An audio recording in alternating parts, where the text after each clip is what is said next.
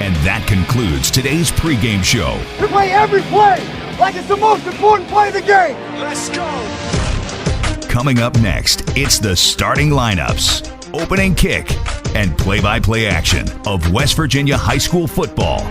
Today's game is being brought to you by Mike Lang for Sheriff, Taylor's Farm Market and the Cider Press Grill, Johnny's Restaurant Supply, the Heffley Motor Company, State Senator Craig Blair, South Berkeley Pharmacy, Delegate Marshall Wilson, Touchstone Realty, Trips Fashion Flooring, D&D Meats, and Smallwood and Small Insurance. And now, let's go back to the field and rejoin our Talk Radio WRNR broadcast team.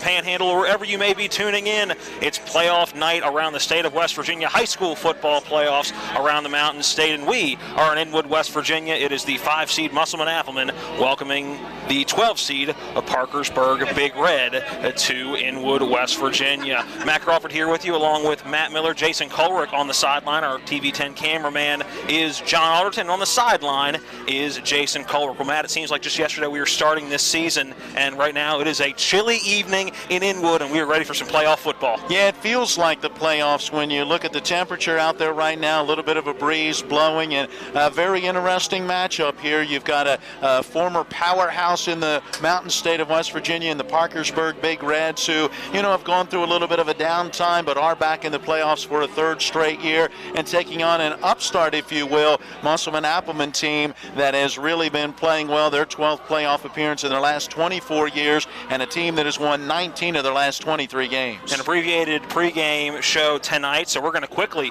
go down to the field and join Jason Colrick. He has got Musselman head coach Brian Thomas. Jason, take it away. Coach, congratulations on making the playoffs again, being able to host a playoff game. What's that mean to you guys? Yeah, I think it means a lot. I mean, I think our program, the expectations have changed a lot in our program. I told the kids, when I started off as an assistant here 13 years ago, our goal was just to make it. One year we were the 16 seed, and we were happy to be the 16 seed. Our expectations have changed a lot where, we want to get into the playoffs, we want to host the game, and we want to advance. Coach, you've got a very young team out here. That's got to be encouraging for Musselman football going forward. We were just talking, you say you're only starting one senior tonight? One senior on offense, and then we're starting two on defense. We have a really good senior group. Good kids. Kids have been in the program. We also have a really good junior group too. So we're an upper class team, which I think you get into the playoffs to have a lot of kids that have that experience, to be junior and senior laden. I think it's a good thing at this time of the year. Of course, we were talking that your quarterback that's actually starting at quarterback didn't actually start this season at quarterback. Talk to us about his play this year.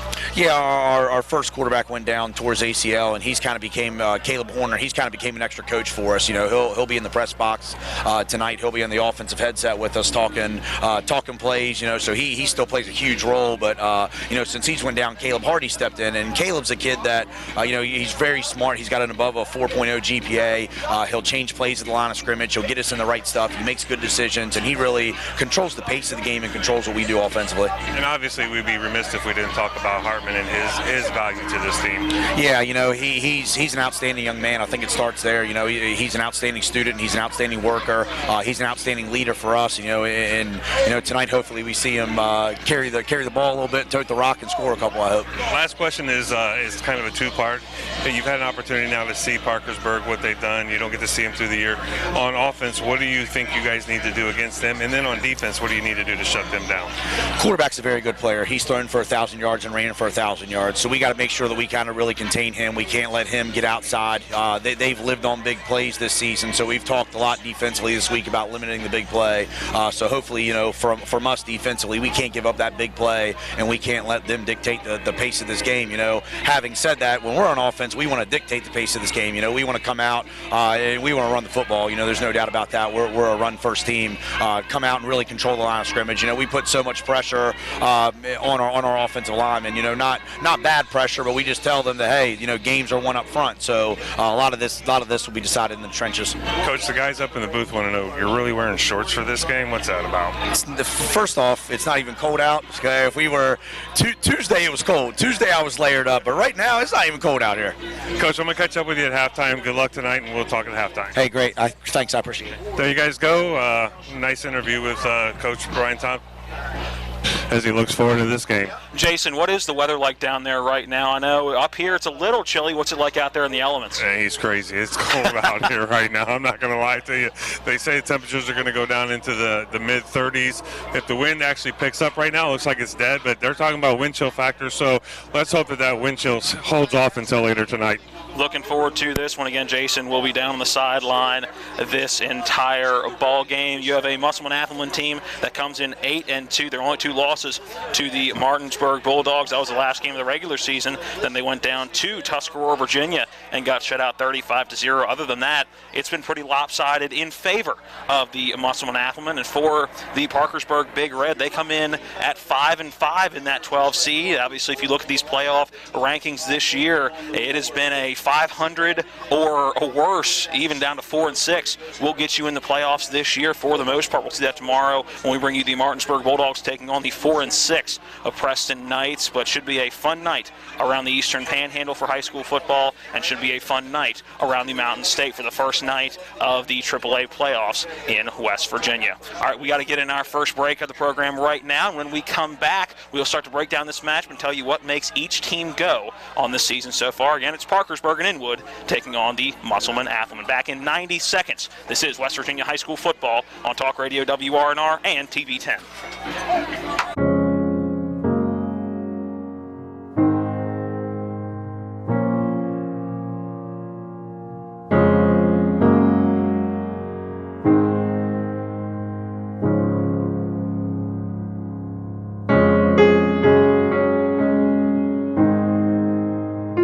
Prepare for what's next, or to plan ahead. We're here. Brown Funeral Home, a legacy of service since 1880. With 4 new car dealerships and 4 used car dealerships in 3 states, Parsons is the largest used car and fastest growing new car dealer in the tri-state area. Take Parsons Ford with huge savings on hundreds of new Fords, financing from 0%. Parsons' goal of financing for all, and Parsons' famous above-market trade-in allowances that help make Parsons #1 for used cars too. See why so many won't buy anywhere but Parsons Ford in Martinsburg. We became #1 by making you #1 first. Parsons. Let's talk surf and turf. We all know Johnny's has great steaks, ribeyes, New York strips, ranch, T-bones. But did you know Johnny's also has lobsters? That's right, lobsters. Pair any of our delicious steaks with our lobster items and boom, surf and turf. Johnny's restaurant quality steak and lobster at wholesale prices and 2 great locations, 1456 Winchester Avenue, Martinsburg, and Route 11 South in Chambersburg. And we welcome you back into Waldeck Field at Denny Price Stadium. It is the first round of the 2019 West Virginia AAA High School Playoffs. The Parkersburg Big Red in town taking on the Musselman Appleman. Matt Crawford, Matt Miller here with you. And Matt, these are 2 teams that while they're a little different in the way they do things, they're going to run through 1 player on each side. It's Blake Hartman for the Musselman Appleman, and the boys in white out there tonight, white and red, it's going to be Bryson Singer. So really, you're going to watch the whole team tonight, but you're going to be watching those 2 players individually because they are make their team click. Yeah, Bryson Singer is the starting quarterback, and he is a dual threat as he has thrown for 1,204 yards while rushing for 1,059. Put it together, and he's amassed 2,263 yards of offense from that quarterback position. On the other side, Blake Hartman, he's done it in really 3 facets because he's a receiver. He's also played some quarterback, and he's the top running back. Hartman has rushed for 1,805 yards, has received for 487 yards, and has also added 131 passing yards. So he's accounted for 2,423 total yards of offense, and that doesn't even include his all-purpose yards, because Hartman, unlike Singer, will also be back to return punts and kicks. So what we're telling you is the last name Singer and the last name Hartman, you will hear an awful lot in our broadcast here tonight. Musselman has gone back into the locker room, while Parkersburg going to stay out here, it looks like, until the opening kickoff. We talked about each team's record and mentioned those 2 losses for Musselman. For this Parkersburg team, Matt, they have come in not playing their best football. They have lost 3 out of their last 5. Yeah, and when you look at it, 2 in a row to close out the regular season, they were clearly hoping for much better playoff seeding and a better than 5-5 record. But in that next to last week of the season, a 44-13 loss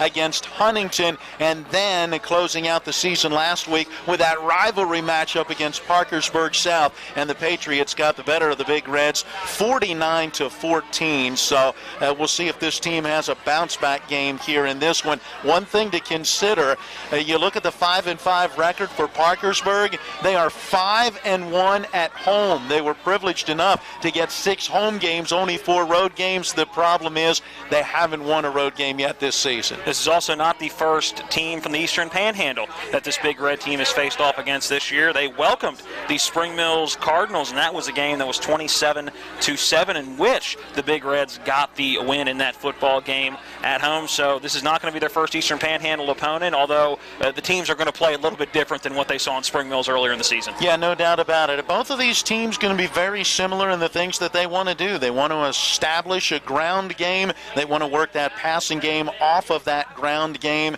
and control the football. Both of these teams have the ability for big plays because of Hartman and Singer and what they can do, but at the same time, if they can grind it out for 12, 13, 14, 15 plays, they'd love to run time off the clock. Yeah, although you mentioned that big play, it seems like just about every week of the season you would hear at least 1, maybe 2 Blake Hartman 90-plus yard runs or punt returns. So while this is a ground and pound team, meaning the Musselman Appleman, they're ready for the big play. Blake Hartman, we've seen the speed all season long, and you know that he is capable of breaking off those long runs. And he shows that especially in special teams, as Hartman does have a kick return for touchdown. Ben Bartles has a kick return for touchdown as well. And when you look at the return game for Parkersburg, they have allowed a punt return touchdown this season. They also, though, have returned a kick for touchdown. Watch out for Braden Mason as their top kick returner, and his long went for 93 yards. So these teams pretty evenly matched, offense, defense, and special teams. Well, this is the Brown Funeral Home pregame show. Brown Funeral Home, a staple in the community since 1880. We're going to get in our second break here in the pregame show, and when we come back, we'll take a look at what else is going on this weekend around AAA in the Mountain State. That coming up after this 90-second break. We're back in a minute and a half with more of the Brown Funeral Home pregame show. Heffley Motor Company, serving the Eastern Panhandle for over 17 years. Known for our wide variety of vehicles at great prices, we are the area's only pre-owned Carfax Advantage dealer. Save yourself time and money. Come see us. You'll be glad you did. And don't forget our popular detailing service to keep your car looking brand new. We're proud to be your partner serving the community. You're local, we're local, why not buy local? Heffley Motor Company, a nice place to do business. Let's talk trash, because when it comes to trash, you have options. Panhandle Dumpsters is a local family-owned garbage hauling company serving both residential and commercial customers with weekly trash pickup, dumpster service, yard waste pickup, and bulk pickups too. Panhandle Dumpsters will give you a free trash can and provide curbside service for just $23 a month. Panhandle Dumpsters features a fleet of quieter, eco-friendly garbage trucks, thereby reducing the noise usually associated with pickup. Switch now and save up to 30%. Call 833-DUMP-STR, panhandledumpsters.com. With 4 new car dealerships and 4 used car dealerships in 3 states, Parsons is the largest used car and fastest growing new car dealer in the tri-state area. Take Parsons Ford with huge savings on hundreds of new Fords, financing from 0%. Parsons' goal of financing for all. And Parsons' famous above-market trade-in allowances that help make Parsons #1 for used cars, too. See why so many won't buy anywhere but Parsons Ford in Martinsburg. We became #1 by making you #1 first. Parsons. Welcome back into the pregame show. It is time to take a look at what else is going on in AAA this upcoming weekend. Starting tonight, again in the playoffs in West Virginia, they give you 3 optional playing times. Tonight at 7:30, tomorrow, meaning Saturday in the afternoon at 1:30, and then they give you a third option, which not a whole lot of teams tend to use. That's Saturday night at 7:30. Matt, let's go ahead and start, and we'll just go down the list real quick, starting with that #1 seed Martinsburg. They will welcome the Preston Knights into Coburn Field tomorrow at 1:30. That's a game we will have right here, and 4-6 Preston taking on a Bulldog team that has won 52 consecutive games. To me, that's not a easy trip for Preston to make and try to get a win. No, absolute total mismatch. You'd expect Martinsburg to run away with this one. Preston in the playoffs for the first time since 2008, so not an experience that any of these players would have had, so nothing that they will be drawing from. They lost their last game out against Brook, or had a chance to maybe be a little higher than that 16 seed. Otherwise, you do give them credit. They had won 3 straight before wrapping up the season with that tough loss against Brook, but they are facing a big uphill climb tomorrow. Tomorrow also will be the #2 seed Cabell Midland taking on Riverside. Cabell Midland, one of those teams fighting with Martinsburg for that #1 spot all season long. Bonus points kicking in for the Dogs later in the season. What do you see in that matchup? Well, Cabell Midland making their 12th straight playoff appearance. They have gone 16-5 in their last 21 games, but last year got into that opening round and suffered a 14-7 loss against a pretty good Huntington team. Cabell Midland right now, making their claim to be the best team to compete against Martinsburg when you look at the 10-0 records and the 1-2 rankings, so we'll see how they do. Closing out the Saturday games, it'll be the 3-time defending runner-up Spring Valley Timberwolves taking on Hurricane, the #14 seed, and if you're Spring Valley, you're just hoping to get back to that state championship and get another crack at Martinsburg. Well, Spring Valley has won 7 in a row as they head into that matchup. Meanwhile, their matchup against Hurricane has dropped 2 of their last 3 and 3 of their last 5, so certainly one that you would expect Spring Valley to pound out the win. Our matchup features that 5 and 12 seed, Musselman and Parkersburg, going down to that 6 seed, a game tonight also. The rest of these games are tonight with a 7:30 kick. The 6 seed Capital is taking on the 11 seed Wheeling Park, and Wheeling Park is one of those teams that has been up and down throughout the season. They've looked really good in certain games, and you think, okay, they're going to be able to make a run and try to get a home playoff game, but they just couldn't put it together down the stretch. And Capital, another strong year down in that state capital, Charleston.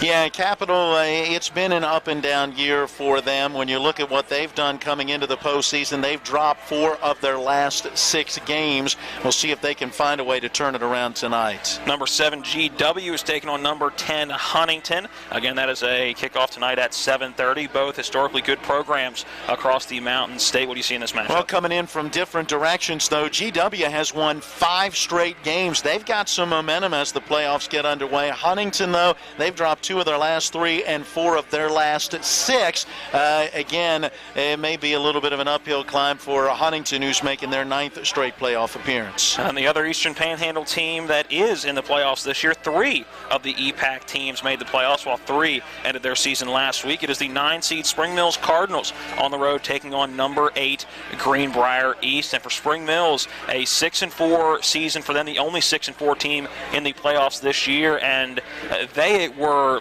beaten up and bruised even before the season started. So this has been a fantastic year, back in the playoffs for the 5th consecutive year, and head coach Chad Williams in his 2nd year has taken these Cardinals to the playoffs in both seasons. Yeah, and this one obviously a very impressive season for him and his coaching staff, and what this team has been able to do battling through the injuries, including the loss of their scheduled starting quarterback at the very beginning of the year. These are 2 teams playing well right now. Spring Mills and Greenbrier East are both winners of 2 in a row coming into the matchup. The Spartans have won 5 of their last 6. The Cardinals, 3 of their last 4. It's the 8-9 matchup. Pick 'em. Who's going to win?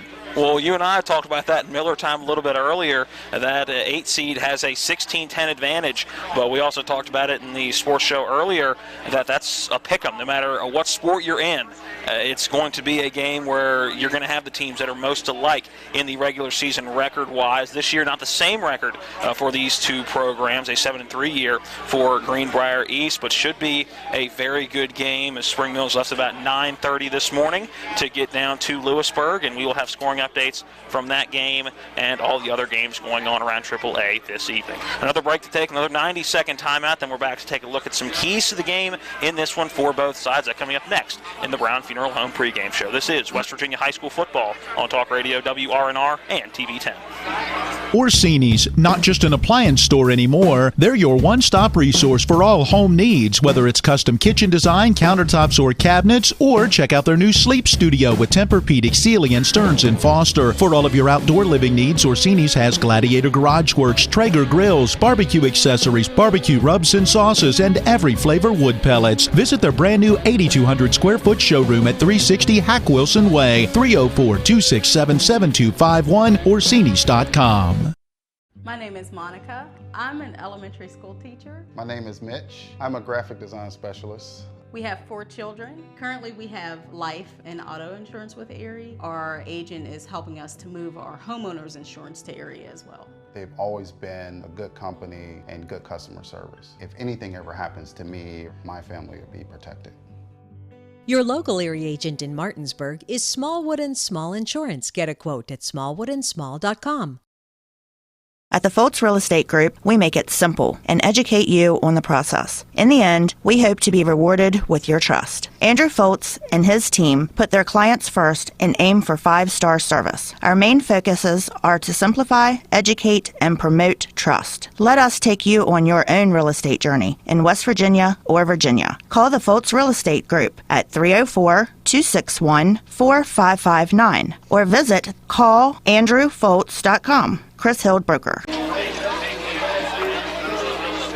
Welcome back into the pregame show. Before we get into keys to the game in this one that Matt will go through with you here in just a minute, want to pass along some volleyball scores. It is the same 2 teams down in the state capitol in the quarterfinals of the state tournament for volleyball. Musselman getting a 3-0 win against Morgantown earlier in the day, and they just finished up the second set down at the Charleston Civic Center. And just got a text from volleyball Phil from Bunker Hill. After losing the first set to Parkersburg, they rallied back in a tight second set, winning 26-24. So right now tied at 1 going into set number 3. So we'll keep you updated on that one as well, as I'm sure all the Athelman faithful listening in will be interested to hear what is going on down in Charleston for the volleyball state tournament. Well, Matt, it's time to take a look at the keys to the game, and starting with the visiting of Parkersburg Big Reds.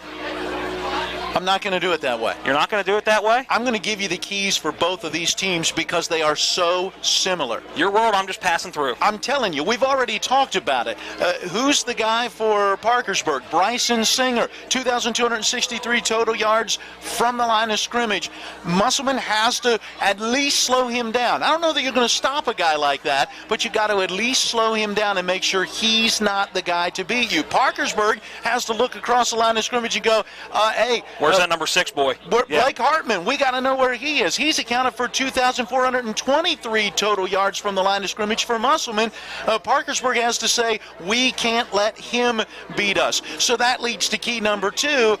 Somebody has to step up for one of these two or for both of these teams. So who's going to be that next person to step up? Will it be Caleb Hardy, the quarterback for Musselman, who's thrown for 817 yards, 10 touchdowns, and only 2 picks? Will he come out and have a stellar game? Will he be the one to make those plays when this defense focuses on shutting down Blake Hartman? On the other side, maybe it's Anthony Craig, who's their second leading rusher. Maybe it's Michael Owen, who will run the ball. He'll catch the ball. He'll throw the ball a little bit as well. But somebody else has to step up and fill that void as both of these teams try to shut down the other star. And looking on the defensive side for Parkersburg trying to stop Blake Hartman, you got to watch out for C.J. Wade, wearing number 38 in white tonight. He has 12 sacks on the season so far. Also leads the team in tackles for loss with 18 for 97 yards lost. So if there's somebody that is going to try to jam up that offensive line for Musselman, it is going to be C.J. Wade. So somebody to watch out for on that defensive side of the football for Parkersburg. Meanwhile, Parkersburg has to watch out for that Musselman defense and make sure they don't turn the football over. Did you look at those turnover totals? Yep. 13 fumbles that they have lost, and 17 times their quarterbacks have been picked off. If my math is correct, that's 30 turnovers, an average of 3 a game through a 10-game regular season. You turn it over 3 times tonight against this Musselman team, you're putting yourself behind the 8 ball. Yeah, you're probably looking for an early ride home if you're doing that. The keys to the game brought to you by Touchstone Realty. Jason, what is the crowd looking like? Is I know not a whole lot of representation on that far side for Parkersburg, a 4-hour trip, and we heard a little bit earlier that they weren't necessarily going to travel very well, but what does this Musselman side look like? The Musselman side starting to fill up, but there's definitely some seats that are available here. The weather's probably pretty cold out here. I will tell you that the crew that's officiating this game is from the Mason-Dixon area, actually, which would be the Clarksburg, Fairmont area. So, as it's very common, they bring in a crew from out of the area to referee this game, so that's where they are from. Jason Colrick braving the elements down on the sideline tonight. He's not in the flip-flops. I'm very surprised you're not in flip-flops tonight, Jason. I contemplated it, but same time, flip-flops and socks don't look that good on TV. Some people may disagree with you on that one. Jason Colrick going to be reporting from the sideline our entire game. Well, let's take one more break, and when we come back, we will have the national anthem and take a look at the starting lineups for at least one side. We have the starting lineup for the Musselman Applemen, and then we will get you ready for kickoff after this 90-second timeout. Back in a minute and a half. This is West Virginia High School football on Talk Radio WRNR and TV 10. Senator Craig Blair is your strong, effective voice in Charleston that promotes common sense solutions to Eastern Panhandle and statewide issues. Craig wants to know what matters most to you. He's here to listen to what your top priorities are for the next legislative session. Tell him your thoughts by going to craigblair.com to take a quick survey or to find his personal cell phone number. That's craigblair.com to have your voice heard. Craig Blair is your strong, effective voice in Charleston, making sure your voice is heard in West Virginia. Paid for by Canada. Mike Lang is the experienced professional who can lead our Sheriff's Department and our county to a better tomorrow. As our Chief Court Marshal, Mike Lang has increased security, saved nearly $2 million of taxpayers' money, and made our communities cleaner and safer. With more than 3 decades of experience in public safety, Mike Lang is the best candidate for Sheriff of Berkeley County. I'm Mike Lang. Berkeley County deserves a better Sheriff's Department. Together, we can make it better. I ask for your vote for Mike Lang for Sheriff. If you hang the WVU Medicine sign, certainly has helped take us to another level. He literally saved my life. It's just mind-boggling to me that he was able to do what he did. We're able to affect much more of a difference for our patients with these resources. Having people treated locally enhances their overall care. They treat you great, and they're down to earth in the West Virginia way that all West Virginians treat each other. Welcome back into Denny Price Field at Waldeck Stadium. The Junior ROTC presenting the colors, and the Musselman Applemen Marching Band going to lead us in the national anthem. Should have a pretty good sound and view here for this one, so we're going to keep it here for the national anthem as the marching band getting into formation where they need to be. Again, it is the Parkersburg Big Red in town taking on the Musselman Applemen. We will now pause for the national anthem, again presented by the Musselman Applemen Marching Band. With the play of our national anthem by the Musselman High School Marching Applemen Band.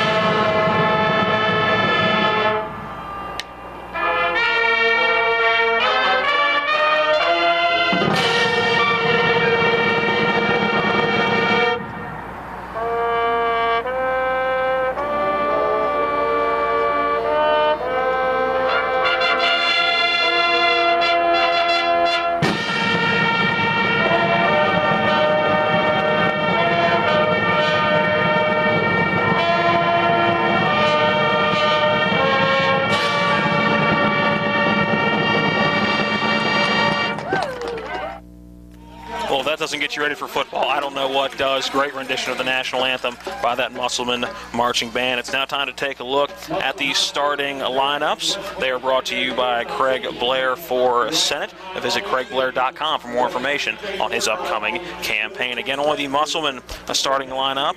So we'll start on the offensive side of the football. The offensive line looks like this: Nate Cole, Trenton Howard, Ethan Northcraft, Adam Taylor, Cam Sine. Two tight ends are Colin Newland and Logan Herring. Quarterback will be Caleb Hardy. Running back is Blake Hartman. Wide receivers are Kagan Teets and Nick Zamora. On the defensive side, the defensive linemen, four of them, look like this: Austin Gregory, Colson Rigby, Nate Cole, and Ethan Northcraft. The linebacking core is Justin Reinhardt and Blake Hartman. In the secondary at safety is Ben Bartles. Another safety is Jacob Miller, and free safety is Cody Schindeldecker. And the corners are Caleb Hardy and Trevin Carter. Again, the starting line is brought to you by Craig Blair for Senate. Visit craigblair.com for more information on his upcoming campaign. The captains walking towards the 50-yard line, about to go out for the coin toss. Let's go ahead and send it back to the studio. Take one more 30-second timeout. Just a 30-second break. Then we'll be back and tell you who's getting the football first and set you up for the opening kickoff. This is West Virginia High School football on TV 10 and Talk Radio WRNR.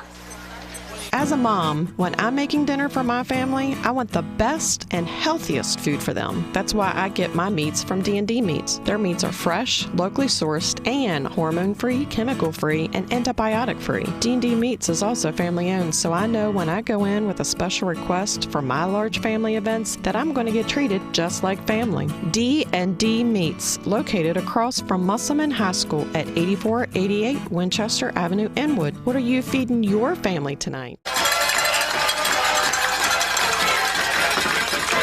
Welcome back into Waldeck Field at Denny Price Stadium. The Musselman Applemen in all green coming out onto the field through the marching band out of the end zone to our left. Team captains in the middle of the field. Looks like that coin toss about to happen right now. Again, Musselman in all green. The Parkersburg Big Reds will be in the white jersey tops, red numbers, red helmets, and red pants.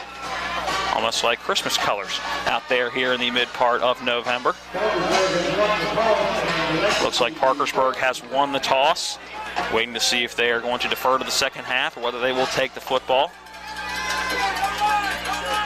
Getting the indication here, they have deferred, so it will be Musselman getting the football to start this game. And I know talking to Coach Thomas a couple times throughout the year about certain situations, I think he likes the fact that they can get the football first and try to establish that line of scrimmage early in the football game. Well, and again, you've got Blake Hartman back there, so you never know what could happen on that kickoff.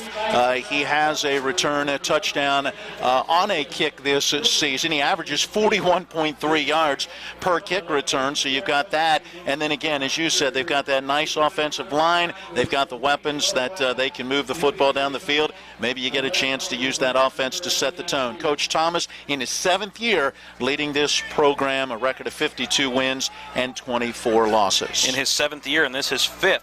A playoff appearance. In 2015, they lost in the first round, as was 2016 and 17 last year, getting his first playoff victory against John Marshall in the first round, then beat Ripley right here in Inwood in round 2 in the quarters, and then lost to Martinsburg in that semifinal, just one win away from going to a state championship. That run again, trying to get to Wheeling Island, starts right here for both of these teams. And once again, would have to go through Martinsburg in that semifinal if they could get a win in their first 2. And by the way, depending on the outcome on the other side of this matchup, Musselman could see Parkersburg South next week.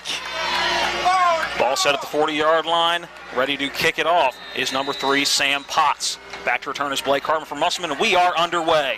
Kick going to come down at about the 12-yard line. Hartman with it with the return. Coming back towards that far hash mark, now bouncing it to the middle of the field. Breaks through a couple of tackles, still on his feet before finally being taken down right at that 35-yard line, and it'll be good starting field position for the Applemen. There you go, about 23 yards on that kick return, and a nice job by Hartman to get up into that blocking, kind of pick a little hole and pick up an extra about 5 yards on the return. The opening kickoff brought to you by D&D Meats. If you don't know where they are, just come here to Waldeck Field, right in front of where you turn in, right across the street from Musselman High School. Again, 1st and 10 at the 35-yard line. Hardy in the pistol formation. The give is to Blake Hartman. He's across the 45. Finally busting off a tackle before being taken down. One man to beat. He's going to outrun him. The 25, 20, 15, 10, 5. Blake Hartman taking it all the way in, the first play of the game, and Musselman takes the early lead on the 65-yard touchdown run for Blake Hartman. And that's just a case of some poor tackling for this Parkersburg Big Reds team. He busted through a hole at the line of scrimmage, got into that linebacking and secondary core. Had a couple of guys that had a chance to bring him down, but only threw the shoulder into him, never really wrapped him up. A guy like Hartman, you have got to try to bring down on the season so far, running the football. That is touchdown number 26 for number 6 in green. Looks like they're going to line up and go for 2. Again, looks like it's going to be out of that pistol formation. Hartman is behind Caleb Hardy. Little trickery, is now alone in the backfield is Blake Hartman. A little bit of that wildcat look. Pumps those hands together, gets the snap. It's going to be a direct snap right at the middle. Again, avoids one tackler, and he will find the goal line is into the end zone for a successful 2-point conversion. But we are just 19 seconds into this ball game, and Musselman already out to an 8-0 lead over Parkersburg. It'll be the Big Reds' first offensive possession when we come back after the 60-second timeout. It's Musselman 8, Parkersburg 0. This is West Virginia High School football on Talk Radio WRNR and TV 10. Trips Floor Sanding and Berkeley Fashion Flooring has restored hardwood floors and solid premier flooring in this area for over 25 years, providing a wide range of services, including floor sanding and refinishing and floor coverings. When you're looking for reliable professional flooring services from a company you can trust, you can count on us. Schedule a visit to our well-stocked showroom today, then get a free estimate on your flooring project.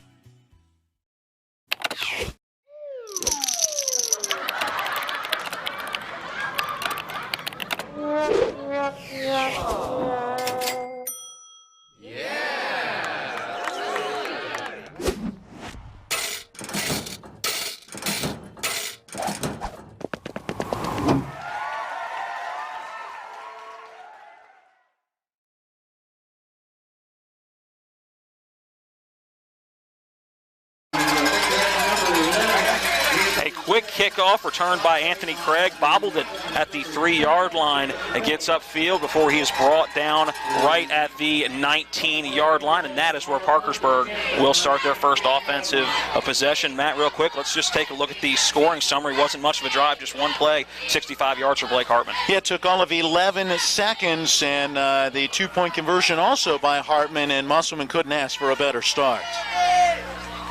Parkersburg 1st and 10 at the 19-yard line. Play action pass, a dump off right down low, and an incomplete pass in and out of the hands of the intended receiver. The intended receiver is Anthony Craig. And not a good way to start for Parkersburg. It was a quick little screen out of the backfield and not able to connect. It'll bring up 2nd down and 10. Anthony Craig has only 8 catches on the year for 78 yards, no touchdowns. They tried to get it to him on that screen, and it was a nice throw from Bryson Singer, but on this cold night, that football may be a little hard to handle. A flag came down. Didn't see an indication, so may have been one where it just fell out of the pocket. Ball hasn't moved. Actually, yeah, it moved back 5 yards. So a procedure penalty, it looked like. So it'll bring up 1st down and 15. Now from the 14-yard line, Singer in the shotgun formation will give a handoff to that far side, immediately wrapped up in the hole. Ball is free, and looking to see who came up with it. Waiting for an indication. It is Musselman with the football. Coming up with that fumble recovery was a 13, and that is Cody Schindeldecker, giving the Applemen great field position on what's going to be their second offensive drive of this football game. Did not see who took that handoff. I see a 40 out there. Not sure if that was Matt Curry or not, but as he tried off the left side of the line, an Appleman player got a hand in on that football, knocked it free. And Matt, what was one of your keys to the game? Don't turn the ball over. That's it. And an early turnover here for the Big Reds. It'll be 1st down and 10 from the 15-yard line, going in a short field for Musselman. In the backfield is Colin Newland, along with Caleb Hardy in that shotgun formation. Hardy drops back to pass, pumps left, is going to go left down the field. There's Teets, and that ball's intercepted in the end zone. So just like that, back-to-back turnovers. That ball intercepted by Sam Potts, and that'll be a touchback, giving the ball right back to Parkersburg, a underthrown pass from Caleb Hardy. Yeah, certainly had an opportunity there. The wide receiver was behind the defensive back, but on this night, that football's a little hard. May have been tough to get that throw away. Sam Potts, no stranger to an interception, 7 in the regular season. This is now interception number 8 for him on the season. He has been a ball hawk in that Parkersburg secondary. Ball set at the 20-yard line, 11:02 remaining in the first quarter of this one. Again in that pistol formation, it is Singer taking the snap. Little read option. He's going to take it himself out of the far side and gets wrapped up in the backfield for a loss on first down.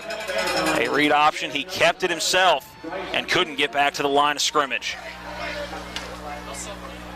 Tough to run against that Musselman defense. They do a nice job being able to fill those holes, help to string that play out. And you know they're looking for him to run the football. Singer has rushed for 1,059 yards out of that starting quarterback position. A loss of about 3 on that play. Ball going back, maybe even been 4. Looks like that ball's right at about the 16-yard line, bringing up a 2nd down and 14. Singer again in the shotgun formation. He gets a snap, and again he's going to take it himself right up the middle and stuffed immediately, picked up and driven into the ground by, again, number 13. That is Schindeldecker with the tackle. So already a fumble recovery and a big tackle. A gain of 2 on the play. Actually give it a gain of 3 on the play. It'll bring up a 2nd down and 11 from the 19-yard line. Make it 3rd down and 11. 3rd down and 11. 19-yard line, 10-20 on a running first quarter clock. Bryson Singer in the shotgun formation, going to drop back to pass. Immediately rush to his right, nowhere to go. Cuts back to the middle and is wrapped up for the moment, but escapes one tackle. Isn't going to get away from that second tackle. Coming up with the stop for Musselman, Austin Gregory, and that's going to force 4th down for the Big Reds. Yeah, the junior making a big tackle, because if he doesn't get him by the ankles, I think there was enough open territory where there's a chance for Singer to maybe pick up that 1st down. And they will bring the punt unit on. Play the field position battle. Back to return the kick is Blake Hartman. 4th and 7 from the 23-yard line. Should be good field position for Musselman. Again, pressure coming, just having to get it off. Contact made with the punter.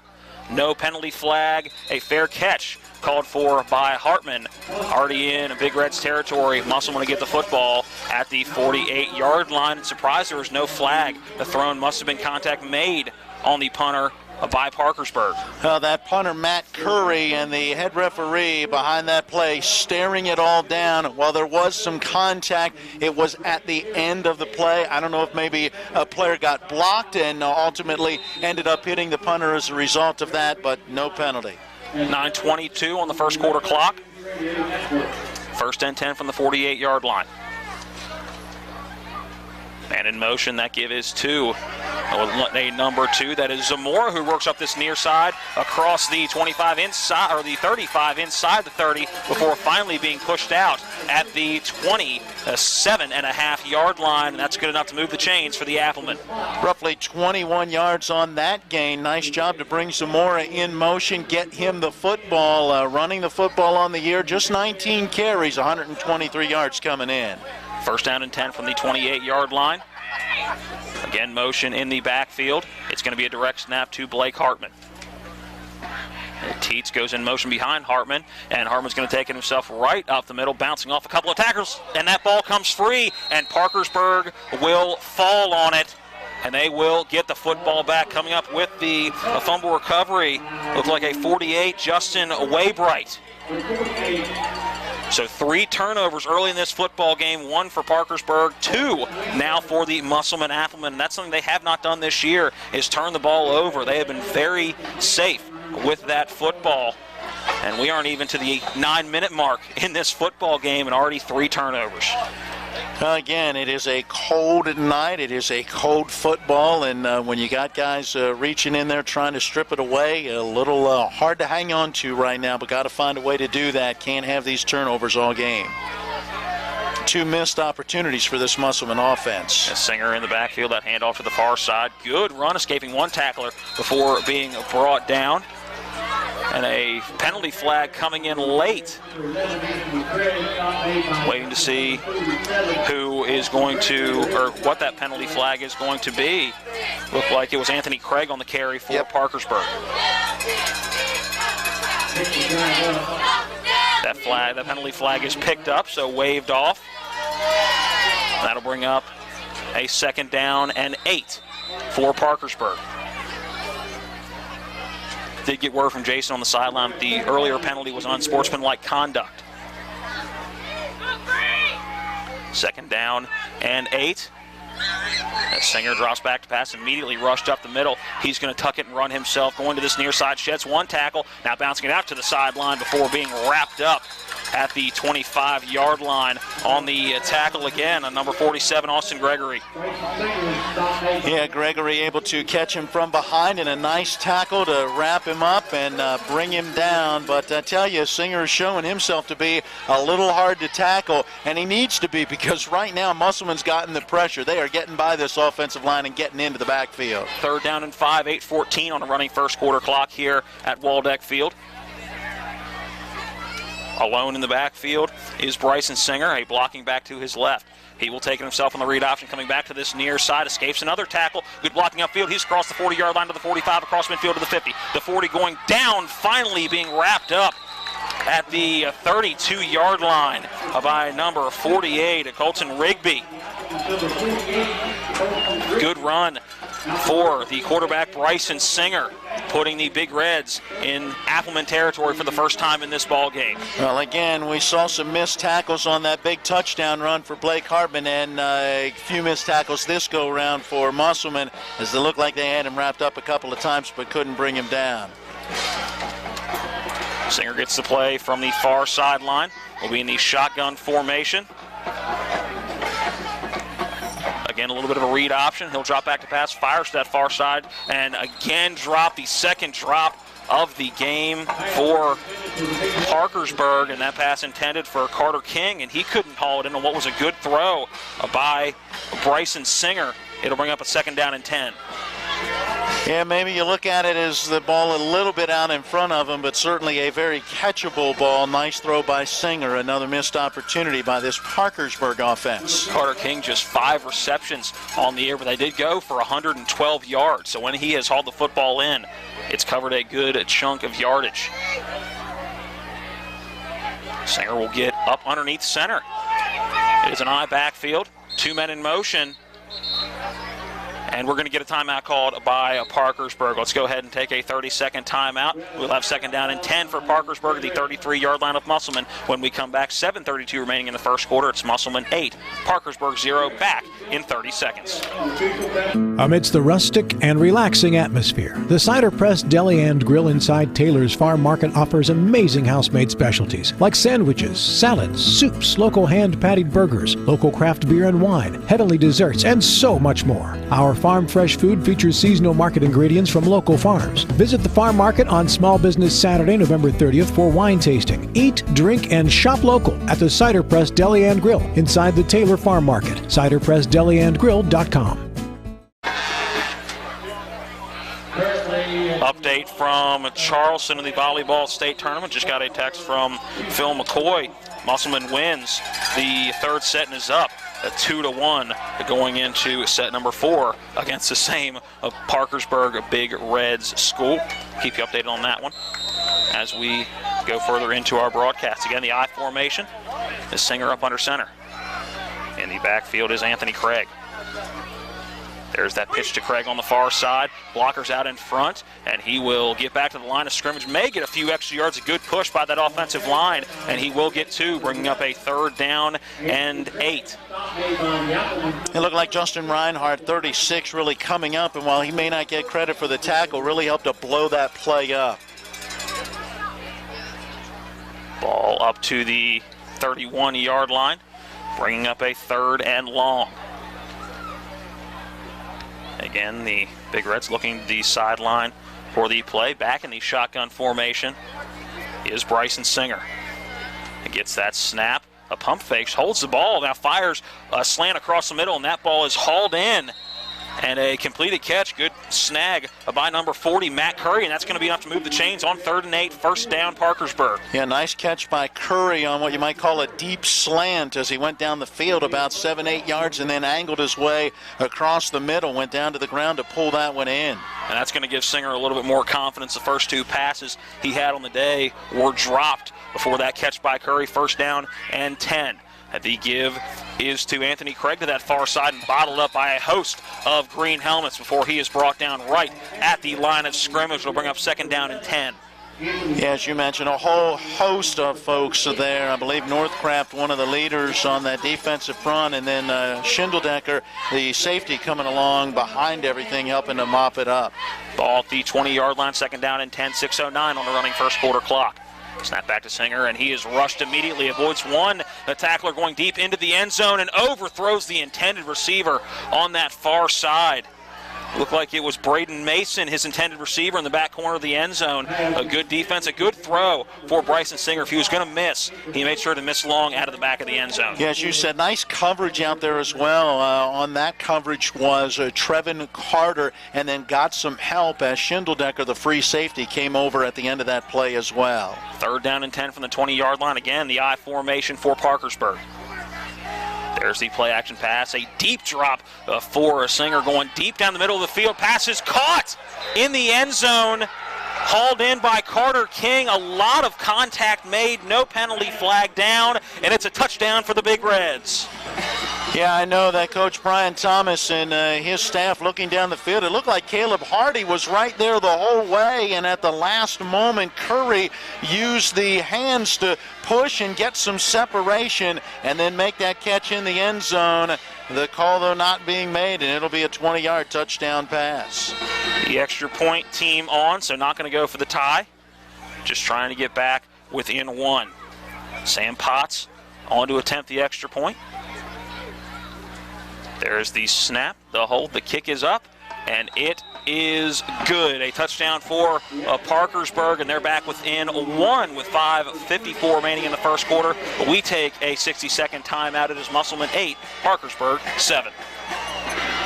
With 4 new car dealerships and 4 used car dealerships in 3 states, Parsons is the largest used car and fastest growing new car dealer in the tri-state area. Take Parsons Ford with huge savings on hundreds of new Fords, financing from 0%, Parsons' goal of financing for all, and Parsons' famous above-market trade-in allowances that help make Parsons #1 for used cars too. See why so many won't buy anywhere but Parsons Ford in Martinsburg. We became #1 by making you #1 first. Parsons.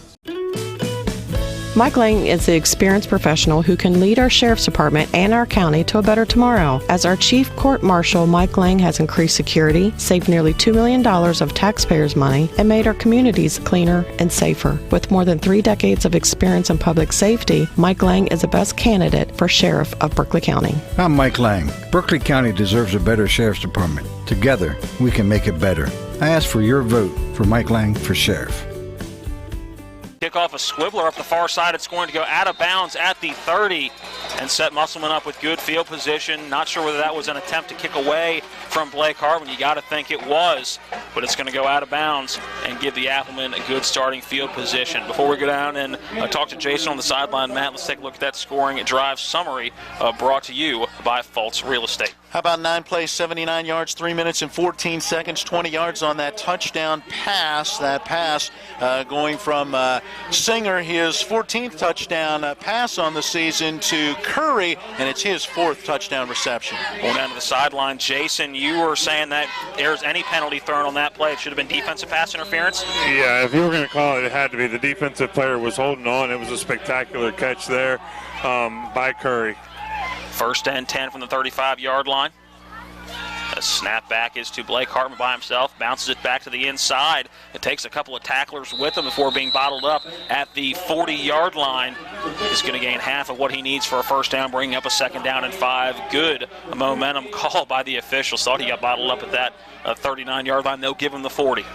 Yeah, good push that time. And we saw this in the final game of the regular season against Martinsburg, where Hartman would take that direct snap. Watch him. He'll not only run, but he'll throw the football as well. Does have 131 passing yards, 4 completions in 9 attempts. And in motion, direct snap is to Blake Hartman. He'll take it to the outside. He's got a blocker in front. Flag down. He's across the 50-yard line, down at the 48. The flag in the area of a hold. We'll see what the penalty call is. Ethan Northcraft turning that corner and leading the way. And you like that call. The flag came back in behind that play. The difficulty is if it is a hold, it really came in an area where it doesn't look like it was needed. Yeah, and believe we are going to get a holding call. Or no, I believe we're going to get a block in the back is what our indication was. So that's going to move the football back, negating what was a good run and a good block for the Appleman up that far side. It's going to be a 10-yard penalty, bringing the ball back to the 30. I think that the 29-yard line. 28 is where they finally set that marker in the football. So it came about 2 yards into that run. 2nd down and 17. In the pistol formation, there's a give to this near side. It's some more with it. He's got a blocker out in front. It's Hartman across the 40-yard line to the 45, breaks one tackle at the midfield stripe and barrels forward to the 49-yard line in Parkersburg territory. Finally wrestled down, and they're going to give him the 48-yard line. 1st and 10, Musselman. How about 24 yards, and he now has 45 yards on 2 carries as they've given it to Zamora, turning the corner, and a nice job blocking by Hartman. Shows he's not just a guy who can do things with the ball in his hand. Well, you know him. He's not afraid of contact. No, not Being at all. the hard-nosed runner he is not afraid of getting dirty.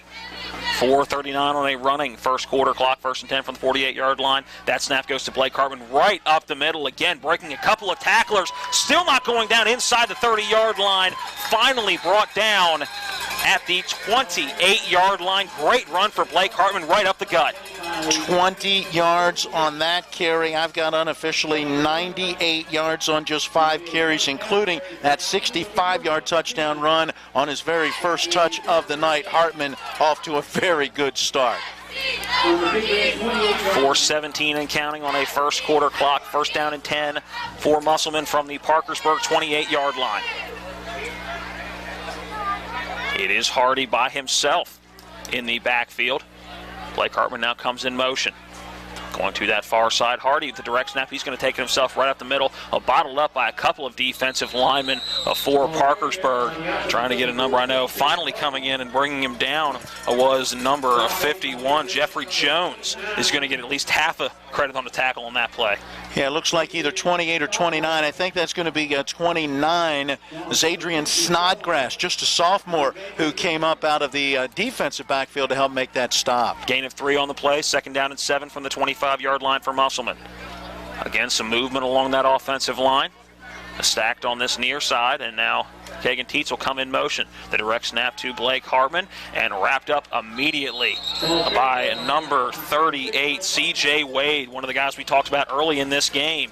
And Hartman only going to get about a yard on that run, and it'll bring up a 3rd down and 7 from the 24-yard line. Now, this will be the first time that Musselman has faced a 3rd down in this opening quarter, as they scored on the very first play and then had a couple of turnovers on their next 2 possessions. Hartman by himself in the backfield. Hard count, then looks over to the sideline. Going to change up the play, or at least the blocking scheme. Hartman now sending Zamora in motion, going to that far side. Claps his hands together, and Hartman going to take that direct snap, bouncing it to the outside, avoiding one tackler, not cutting back upfield. Avoids another one. He's off to the races and into the end zone from 24 yards out. The 2nd rushing touchdown on the day for Blake Hartman, avoiding a couple of tackles. And the Applemen are into the end zone once again. They're up 14-7 and we'll see if Brian Thomas elects to go for 2 or kick the extra point.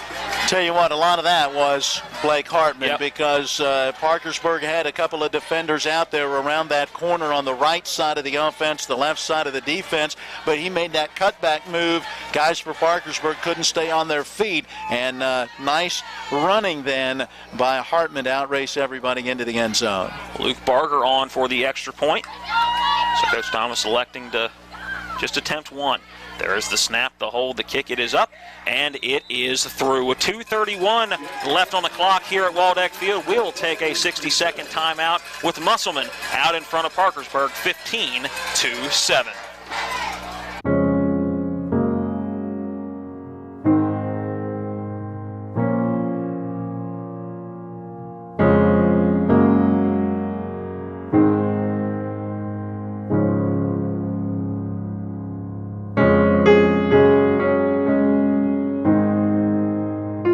Prepare for what's next or to plan ahead.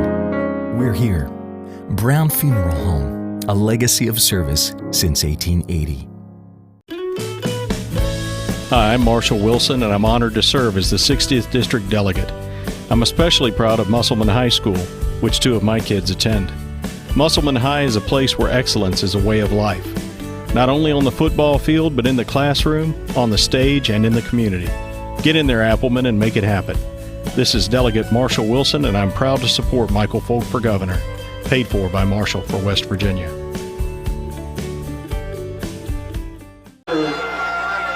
Luke Barger on to kick it away for the Applemen. Back deep, a couple of return men bouncing out of bounds before ever getting to the return man, Anthony Craig. So now the second ball kicked out of bounds on a kickoff. So good starting field position for Parkersburg. Matt, let's take a look at that scoring recap brought to you by Fultz Real Estate. For the Musselman Applemen, 7 plays, 65 yards, 3 minutes and 23 seconds, 24 yards on the touchdown run for Blake Hartman, his second of the game, 27th of the season. You look at the numbers, and Parkersburg gives up about 178 rushing yards a game. Hartman already has 123, and we're in the first quarter. We're going to have a formation penalty on the kickoff for... Oh, it's for going out of bounds is what they call it. And so set the football up at the 35. First down and 10 from that 35-yard line. A Singer in the backfield in the shotgun formation. He will bring Carter King in motion. Now the give is to King up that far sideline. Wrapped up. The ball is free, and I believe I see a green jersey on top of it.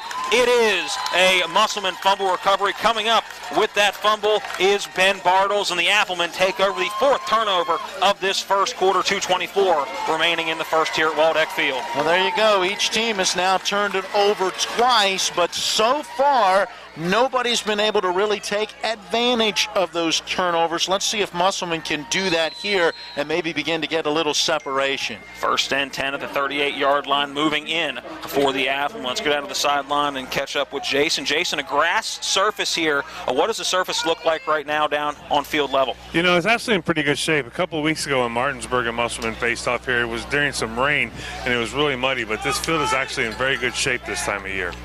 Pistol formation. Hardy with that give to Blake Hartman right up the middle again, avoiding some tacklers, finally taken down at the 29-yard line. It'll set up a second down and short, a 2nd and 1 on the 9-yard gain on first down for Hartman. Helen Hartman just continues to power the football, and let's give credit to that offensive front line. You said it early on, Coach Thomas likes to get that offense out there and let those big guys do their job up front, and they're doing it.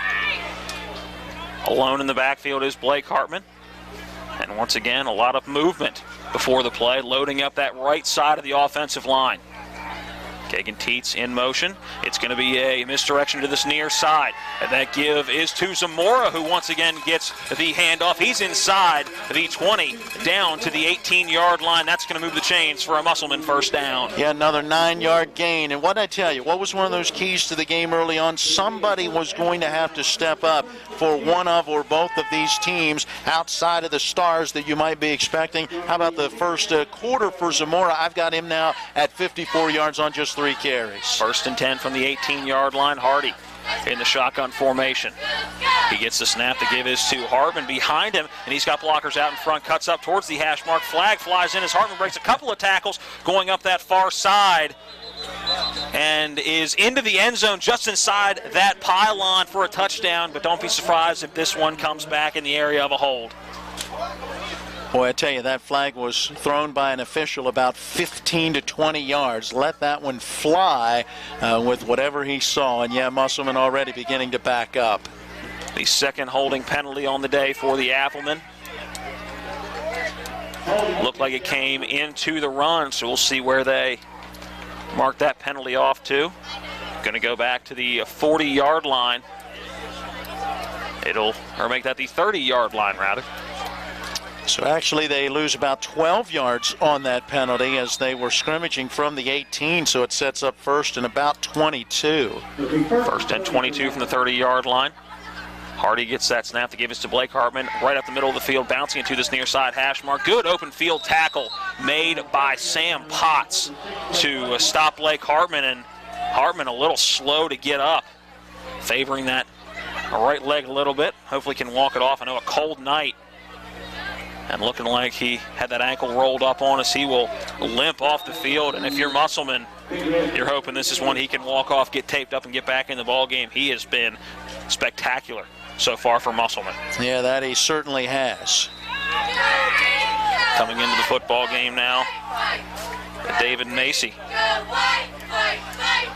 Might give you some scoring updates elsewhere in just a moment. The snap goes to Kagan Teets, who gets the direct handoff from Caleb Hardy, working up that far side and bottled up at that 20-yard line, bringing up still a 3rd and 10.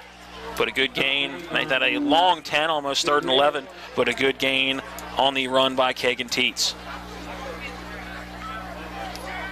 Yeah, Teets able to turn that corner and at least pick up some positive yardage. Nice job, though, by Parkersburg to really string that play out towards the sideline. Hey, they are in the first quarter down in Lewisburg. Greenbrier East and Spring Mills all tied up at 7. We have concluded the first quarter of action here at Denny Price Stadium at Waldeck Field. We'll go ahead and take a 60-second timeout and come back as the two teams switch side. It is Musselman 15, Parkersburg 7. We're back after this 60-second timeout. Hi, this is Eric from Hagerstown Ford. I keep telling you that Hagerstown Ford has completely changed the car buying experience forever. And with a return policy easier than Walmart, Hagerstown Ford has a goal to deliver 350 cars and trucks per month. And when I say deliver, I mean deliver to you, where you are, just like Amazon does. And if you don't want it, return it. No questions asked. The only way Hagerstown Ford can accomplish this extremely aggressive goal is to make the car buying process fast and easy. We simply refuse to play the dumb back and forth games that most dealerships want to play. There's absolutely no reason for you to waste your precious time at a car dealership. I assure you, there is no dealership from Winchester, Virginia to Washington, D.C. that can beat our price. There's no dealership that will allow you to return your new car if you don't want it. Hagerstown Ford absolutely has the best price, and we'll bring the car to you. And if you don't want it, return it, period. No questions asked. There's no reason to buy anywhere else. Visit HagerstownFord.com to schedule your VIP experience and get your new ride delivered to you. Contact dealer for details. 19. Welcome back in. The start of the second quarter. It is Musselman 15, Parkersburg 7. 3rd down and 11 from the 19-yard line. We understand in Charleston in the volleyball state tournament, it's going to set number 5 between Musselman and Parkersburg.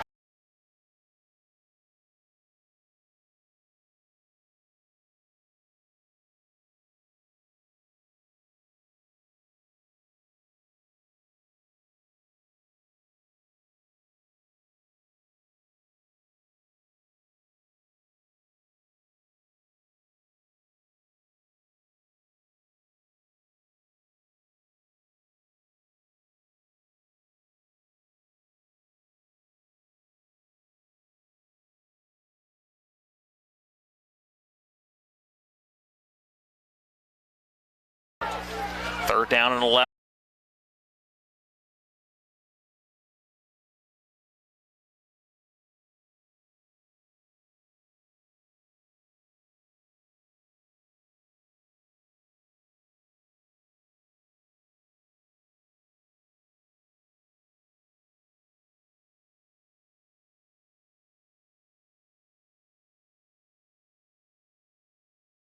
15, 10, 5, and gone for a touchdown. Bryson Singer taking it himself up that far sideline, going 79 yards for a big Reds touchdown.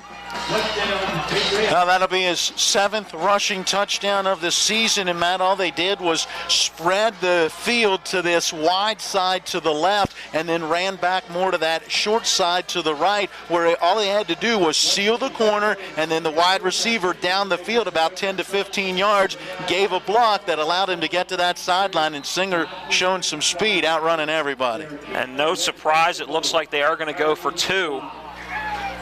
Singer in the offense, staying out on the field. And Parkersburg's going to have to burn another timeout, much to the dismay of head coach Michael Bias. He is furious, throwing the headset on the field. Timeout before the 2-point conversion attempt. Bias in his 3rd season leading this Parkersburg program. He came out of North Carolina. It's his 29th year overall. His record, 228 wins, 111 losses. He coached at East Lincoln in North Carolina, at Raleigh Athens, as well as Robbinsville, North Carolina. And since taking over this Parkersburg program in his 3rd year, well, they're making their 3rd consecutive playoff appearance. His record in the southern part of the state, 19 wins, 14 losses. I want to take this opportunity to thank all of our sponsors for today's game. Mike Lang for Sheriff, Taylor's Farm Market, and the Cider Press Deli. Johnny's, the Heffley Motors, Craig Blair for Senate, South Berkeley Pharmacy, S. Marshall Wilson, Touchstone Realty, Trips Floor Sanding, D&D Meats, Smallwood and Small Insurance, and Fultz Real Estate. Well, what was one of our keys to the game?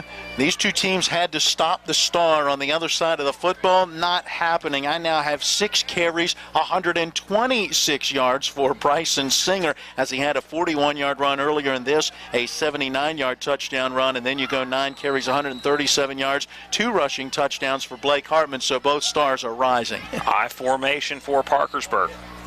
Receiver coming in motion. Singer with the play action pass, looking to pass that receiver over on that far side. Didn't see him. Now has one on this near side, and that pass is completed. Making that grab was Matt Curry. 2-point conversion is good, and we are tied at 15 with 11:43 remaining in the first half of that one. A 60-second break, then we're back with more. This is West Virginia High School football on Talk Radio WRNR and TV 10. How much time on the clock? 11:43. So that's at 13 seconds. He had 2 receivers wide open on the beginning of that play, wide open on the far side too.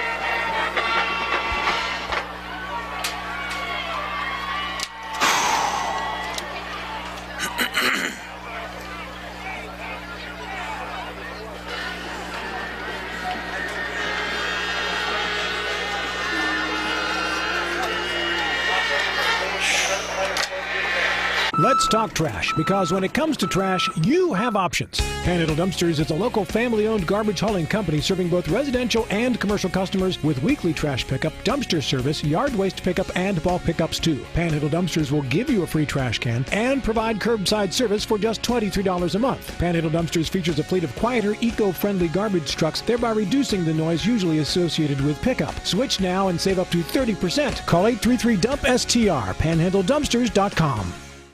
Put out of bounds, the 3rd kickoff that has landed out of bounds, and once again it'll be a start at the 35-yard line for Musselman. Well, making every attempt to try to keep it away from those dangerous return men for Musselman, and just not being able to keep it in the field of play. Saw Blake Hartman having that ankle taped up and did some sprints up and down the field. So looks like he is going to be able to return in this ball game. Waiting to see if he's in that huddle, and he is. Number 6 back on the field for the Musselman Appleman. But limping noticeably as he jogs across the field. You can see that little hitch in the giddy-up, if you will. See if that impacts how he runs the football from this point forward. See how often his number is called, or see if he's out there to try to draw some attention away from some other Appleman in green. He will come in motion, and that give right up the middle, and immediately bottled up and taken down on the run was number 17, Colin Newland. And again, wrapped up immediately, maybe a gain of half a yard, bring up 2nd down and 10. It looks like they may give him all the way out to that 36-yard line, so call that just a 1-yard gain. But, yeah, nothing doing there as Parkersburg read that one all the way. Had a number of players right there to help wrap him up. Pistol formation once again for the Appleman offense. Hardy claps his hands together. Now a misdirection. Hartman with the football right up the middle. He's got blockers out in front. He's across midfield to the 45, the 40, down to the 35, the 30, and finally taken down at the 25-yard line, and not limping on that run, Matt. No, not at all. And a nice job out there by Kagan Teets, the 6'1 junior wide receiver, blocking downfield and giving Hartman a chance to pick up some extra yards. They will mark him down at the 25-yard line, bring up a 1st and 10 for the Applemen. 10:55 remaining on a running second quarter clock. Hardy jogging back onto the field, getting the play call from Brian Thomas. Matt, give him 39 more yards on that carry. I've got Hartman 10 carries, 176 yards in this first half. Not bad. 17.6 yards a carry. That's not a bad game stat. Nonetheless, still with 10:34 remaining in the quarter. The give is to Hartman once again, still pounding forward up to the 17-yard line where he is brought down. Looking for a number, looked like a 78 on the tackle.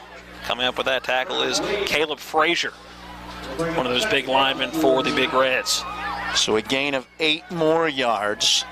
And that's what Musselman wants. You can get some nice yardage like that on 1st and 2nd down. Makes things a lot easier. Snap is to Hardy, and he will keep it himself. And quick pitch outside. That's some more with it. He's inside the 10. A cut move back to the inside and gets taken down at the 1. It'll set up a 1st and goal at the 1 for Musselman. Great move back to the inside of the 5-yard line for Zamora. And he has been very dynamic in this football game to start this first half. Yeah, absolutely. That was some great running downfield. And I thought he was going to get in. Someone came flying across the field and was able to hit him and knock him sideways at the 1. 1st and goal, Blake Hartman by himself in the backfield. You would expect him to get the nod here. Gets the direct snap. Will go right up the middle, bottled up. Can he get the push? He won't. Stopped at the goal line. And a good job by the front 7 of Parkersburg to keep Blake Hartman out of the end zone. 2nd and goal from inside the 1 upcoming. Yeah, I'm trying to get the number on that lineman. That looks to be a 5'8", and that is Casey Mahoney. He's a junior. Listed as a linebacker, 6'1", 213, but that was a 5'8", it looked like, as I looked through the binoculars, that really helped to fill that hole. It'll now be Hardy in the backfield. Blake Hartman lined up in that slot to the left. Hardy gets that snap, but again, he'll call his own number. Cuts back to the inside and across the goal line for a Musselman Appleman touchdown. 1 yard out on the run for Caleb Hardy on 2nd and goal, and the Appleman regain lead 21-15. Extra point upcoming. Touchdown run number 3 for the quarterback Hardy. And that was a really nice move. As he went to his left, he had that little kind of stop and then jump back to his right so that he could get into that hole and get into the end zone. It is Barger on for the extra point attempt. On the hold is Hardy. 8:52 remaining in the second quarter. There's that snap. Hold down. Kick is up. And it is good. Just sneaking in inside that left upright. 22-15 is the Musselman advantage. 8:52 remaining in the second quarter. We'll be back after this 60-second timeout. This is West Virginia High School football on Talk Radio WRNR and TV 10. Orsini's, not just an appliance store anymore. They're your one-stop resource for all home needs, whether it's custom kitchen design, countertops, or cabinets, or check out their new sleep studio with Tempur-Pedic, Sealy, and Stearns & Foster. For all of your outdoor living needs, Orsini's has Gladiator Garage Works, Traeger grills, barbecue accessories, barbecue rubs and sauces, and every flavor wood pellets. Visit their brand new 8,200 square foot showroom at 360 Hack Wilson Way, 304-267-7251, Orsinis.com. Senator Craig Blair is your strong, effective voice in Charleston that promotes common sense solutions to Eastern Panhandle and statewide issues. Craig wants to know what matters most to you. He's here to listen to what your top priorities are for the next legislative session. Tell him your thoughts by going to craigblair.com to take a quick survey or to find his personal cell phone number. That's craigblair.com to have your voice heard. Craig Blair is your strong, effective voice in Charleston, making sure your voice is heard in West Virginia. Paid for by Canada. 22-15, the Musselman advantage. A 5-yard penalty tacked on, a running into the kicker. See if Barger can put this ball in the end zone. Right now, I think for both sides, you're just hoping a kick can land in bounds. 3 have gone out of bounds so far in this one, and this one going deep, a high end-over-end kick, and that'll be returnable at the 1-yard line. Backing up into the end zone was Anthony Craig, now on the return up to the 20-yard line, and bottled up right around that 22-yard line, and that is where Parkersburg will start their offensive drive. Matt, the drive summary, 6 plays, 65 yards for the Applemen, 2 minutes and 51 seconds, a 1-yard touchdown run for the QB Caleb Hardy, and Musselman has an answer for the Parkersburg touchdown that tied it, as Musselman now leads 22-15. That scoring drive summary brought to you by Fultz Real Estate. Jason, you can tell a lot about the offensive defensive line in those goal line situations. What did you see by the big men in the trenches?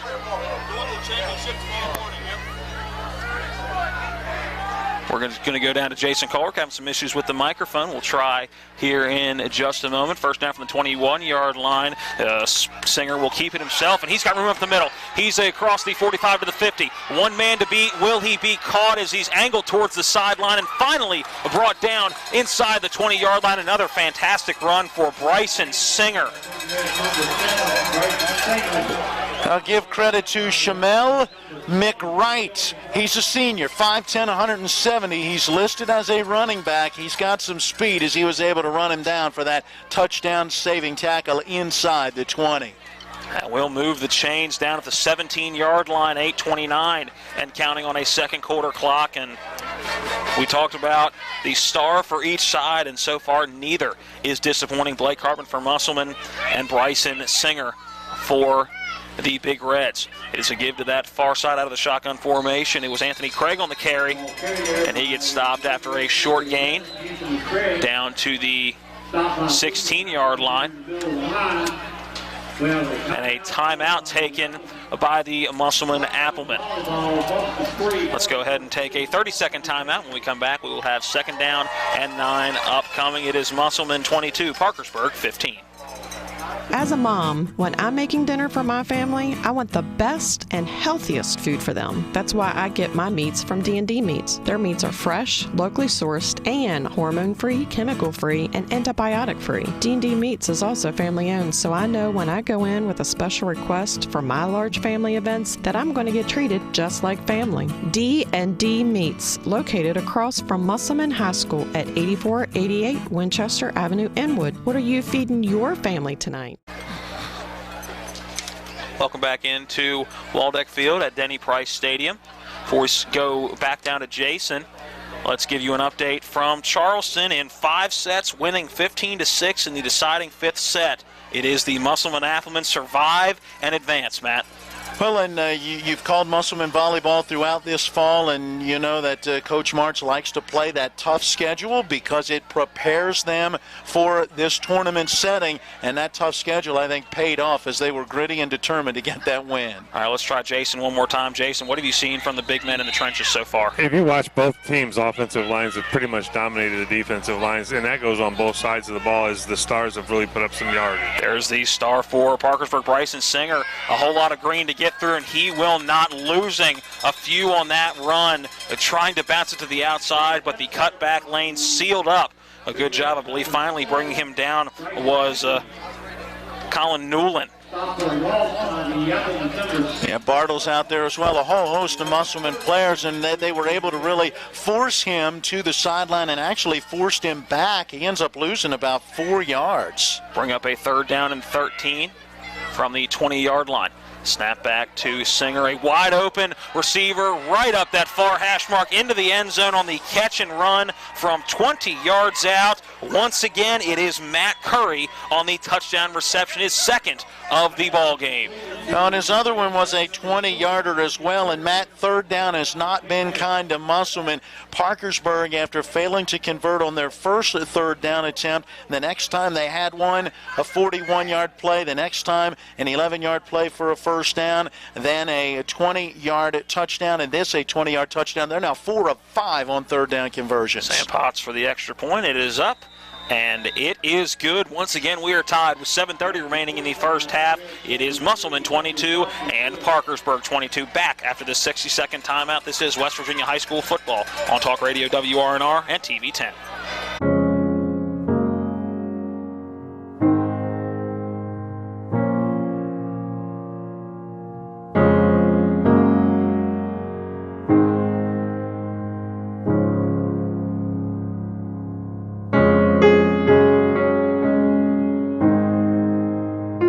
Prepare for what's next or to plan ahead. We're here. Brown Funeral Home, a legacy of service since 1880. If you hang the WVU Medicine sign, certainly has helped take us to another level. Evolving what we try to do as physicians and as a health system and organization is the mission of WVU Medicine, and it's an exciting mission to be a part of. With the knowledge and the years of practice that they've put into this institution, they know a lot. They can help you, and they've helped me a lot. Having people treated locally enhances their overall care. Sam Potts with the ensuing kickoff. Blake Hartman is back deep. This one's going to be returnable. Hartman gets it at the 13-yard line. Moving upfield is across the 25 to the 30. A seam up this near side across the 45 to the 50. Finally taken down after bowling over the kicker, number 3, Sam Potts. And Blake Hartman, even though he's limping a little bit on that right ankle, still not afraid to lower that shoulder and make contact. A great return for Hartman, and that'll set up Musselman 1st and 10 at the 45-yard line of Parkersburg going in. Approximately 42 yards on that kick return. I think there's a case with that ankle. Hartman says, I'm not making a move to try to go around you. I'm going through you. And you got to give some credit, though, to Sam Potts for standing in there and making that tackle. All you got to do is stay wrapped up and just try to bring him down. Power pistol here to this near side. It is Hartman with it, taking it himself right up the middle. Will bowl ahead up to the 41-yard line, gain of 4 on 1st down. 7:10 on a running second quarter clock. Matt, let's real quick take a look at that last scoring summary for Parkersburg. Yeah, they got to the end zone. 4 plays, 79 yards, a minute and 15 seconds. Second time today that Singer has connected with Curry on a 20-yard touchdown pass. Ironically enough, all 3 of their scoring drives have gone 79 yards. Scoring recap brought to you by Fultz Real Estate. Hardy gets the shotgun snap, gives it to Blake Hartman. Gets inside the 40 to the 39 before he is wrapped up by a couple of linemen for Parkersburg. And once again, in there on the tackle was a number 58 in Casey Mahoney. Yeah, we have called his name a couple of times already in this one. They hold Hartman to just 1 yard here in a very important 3rd and 5 right now for the Applemen. Yeah, it certainly looked like Hartman got inside that 40-yard line, but they're going to say his progress was stopped, bringing up a 3rd down and 5. Again, a lone man in the backfield is Blake Hartman. Sends Nick Zamora in motion. Hartman gets it. He will take it right up the middle, this time inside the 40, down to what looks like the 36-yard line. He's going to be a yard short, bring up a 4th down and short. And I don't think any question here. You're going for it if you're Brian Thomas. Yeah, I imagine that you are in this situation. Punt here, if it ends up in the end zone, you're only going to gain about, 16 yards, so why not? And you would imagine, once again, it's just going to be Hartman trying to take it himself, loaded up to this near side on the offensive line. Hartman is going to take it himself. He gets the 1st down and more. Inside the 25 to the 20 to 15. A cutting back, a spin move at the 10-yard line, and he's into the end zone. But a penalty flag back during the run. It looks like it was thrown after that 1st down mark. We'll see where that spot is going to be, but it is going to bring that touchdown back. A great run by Blake Hartman. Block in the back for Musselman and bring that football back. Well, that is going to be the 2nd time they've been called for a block in the back. 3 penalties, 30 yards unofficially in this first half for the Applemen, but none hurts quite like that one. It was into the run, a 10-yard penalty. It looked like it was 2 yards into the run. It's going to set up a 4th down and 8 from the 43-yard line. And it looks like Coach Thomas still electing to go for it. The Applemen moving the football at will in this first half. Turnovers, the only reason they've had drives that have stalled. Pistol formation. Hardy is the quarterback, Hartman behind him. There's that snap. Hardy, a misdirection. Hartman gets the handoff. He is bowling forward right down to the marker. It's going to be all about the spot. That referee running in right at the 35-yard line. I think he's got it. I think he does too, but again, it's going to depend on the spot and where they put the football. He's going to be a few inches short, but it looks like they're going to bring the chains in, but it looked pretty, again, just a few inches short from our vantage point. It's where that tip of the football is. They're going to bring the chains in. Yeah, the nose of that football does not look to be touching the 35-yard line. I think he's going to be just inches short. What do you see, Jason? I got to tell you, it's so close that I don't even know if you'll be able to fit a playing card in between from the angle that I'm at. He might have it. I'm not sure he got a good spot either. The chain is extended, and it looks like the tip of the football is across, and that is all that it is, Jason. That wasn't even half the football, right? What's that? That wasn't even half the football, was it? No, it was literally the nose, and you're talking about an inch of the nose. It was right there. Either way, a first down's a first down, and that'll move the chains. 1st and 10 from the 35-yard line on a 3rd and 8. Blake Hartman gets just what he needed. Yeah, and certainly no more. And I've got Hartman now at 204 rushing yards in this first half. Hardy in the pistol formation at quarterback. There's the snap. It's going to be a pitch to Blake Hartman. He's going to slip and throw. He slipped a little bit going deep, and that ball is a jump ball intercepted. Sam Potts on the interception, his 2nd of the day. They're going to put his progress at the 2-yard line, and now the 9th interception on the season for Sam Potts. It was a slip of the back foot for Blake Hartman. May not have been able to get all he wanted on that football. A jump ball. Down there was Nick Zamora, but able to come down with it is Sam Potts, and that another turnover. 4 of them in this first half for Musselman, and the problem is Colin Newland was wide open down the middle of the field, and Hartman didn't see him as he had his eyes on Kagan Teets the whole way. It's going to be a long field to go for Parkersburg. That ball set down at the 3-yard line. I believe is where they're going to say he came down with that football, stumbled into the end zone, but they're going to give him forward progress.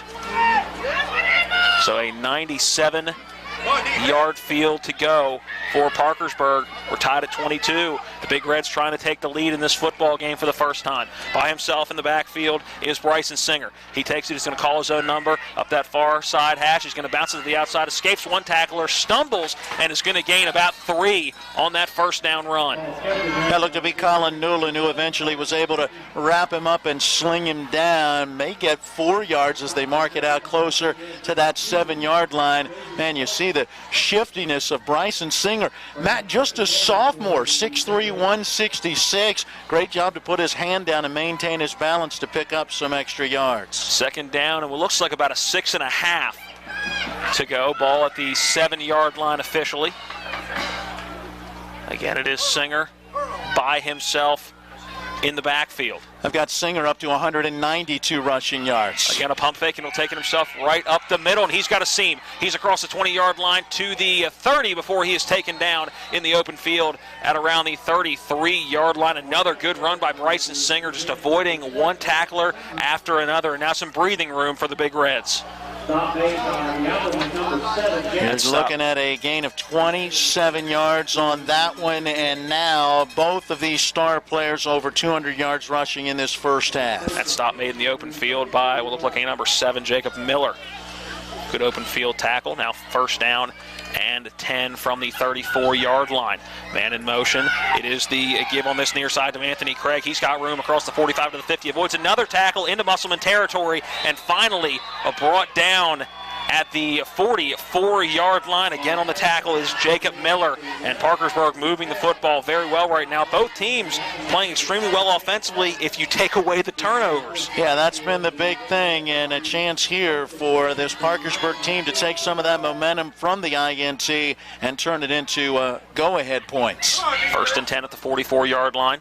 Receiver in motion is King. He gets the football across the 40-yard line inside the 40 and is taken down at the 37. And a timeout taken immediately by Musselman on the defensive side of the football. They're going to give forward progress up to the 35-yard line, and that's going to bring up a third. Now they're going to move the football back to the 36, going to bring up a second down and 2. We're going to keep it right here during the timeout. Again, want to pass along the final from Charleston in the volleyball state tournament. It was Musselman edging out Parkersburg in the 5th and deciding set, and they will move on to the semis tomorrow. Congratulations to Musselman. They are the top seed, so they've got that target on their backs. It was certainly a tough match tonight against Parkersburg, but hopefully one of those that, again, helps to build the confidence and set the tone for this team coming back with a semifinal matchup tomorrow and then hopefully a state championship match. Well, if you're watching on TV 10 on our Talk Radio WRNR airwaves, it is the West Virginia Mountaineers taking on an old rival in the Pitt Panthers. And right now it is WVU up in the second half, 47-39. Boy, big play coming here in a big series. This Musselman defense needs to find a way to get a stop. Parkersburg with an awful lot of momentum right now. Bryson Singer by himself in the shotgun, second down and 2, 3:16 remaining in the first half. The Singer, a quick pump fake, now a curl route to the outside and off the hands of the intended receiver, Anthony Craig. It'll bring up a third down and 2, and Parkersburg struggling to catch the football tonight. That is now the third drop for the Big Reds. Yeah, I wouldn't put that one, though, on the wide receiver. That pass is down low. Singer holds that. He did a nice job looking off the defense, and then he's got that real quick little almost jump step, but then short-armed that throw. The Singer going to take it himself. He's got blockers out in front. He's got the first down inside the 30 down to the 28-yard line before he is wrapped up in on the tackle. Number 47, Austin Gregory. First down for Parkersburg. Again, inside the 30 down. They're going to mark it actually right at the 30. And again, they convert on a third down. I got 5 of 6 on third down conversions in this first half. First and 10, under 3 minutes to play in this first half. It's Singer with it to this near side, cuts back inside. The ball comes free, but they're going to say he was down. Almost another turnover in this first half, but down after a short gain of about 2 on that play. Going to bring up second down and 8 from the 30 or the 27-yard line. This will be the 8th play of this possession. Boy, what a first half Singer is having. I've got 228 rushing yards on 11 carries. Pistol formation for Singer. Craig behind him, drops back to pass a pump fake, and now Potts with the wide receiver screen, again fighting through tacklers, and is going to get just a few down to the 35 and a half. 25 and a half. Make that about the 26 is where they're actually going to spot the football and bring up a third down and long coming up for Parkersburg. Under 2 minutes to play in this first half. 1:56 and counting on this second quarter clock here at Waldeck Field. Well, Gregory helping to make that stop. Austin Gregory, we've called his name a number of times. Third down and 7 from the 26-yard line. Singer in the backfield. Craig is that running back to his left. He's going to call it himself after looking off. The receiver stumbles and still is not down. A penalty flag coming in and is finally wrapped up after a gain of about 4. In on the tackle was Austin Gregory. See what that penalty flag is. I'll give it to Colin Nolan, as he was the one who really came in there and helped to trip up the quarterback. That was the stumble that Singer had as a result of Nolan. And it looks like it's going to be an offensive penalty as Parkersburg backing up. See what that hold, and it looks like he came a yard in the backfield.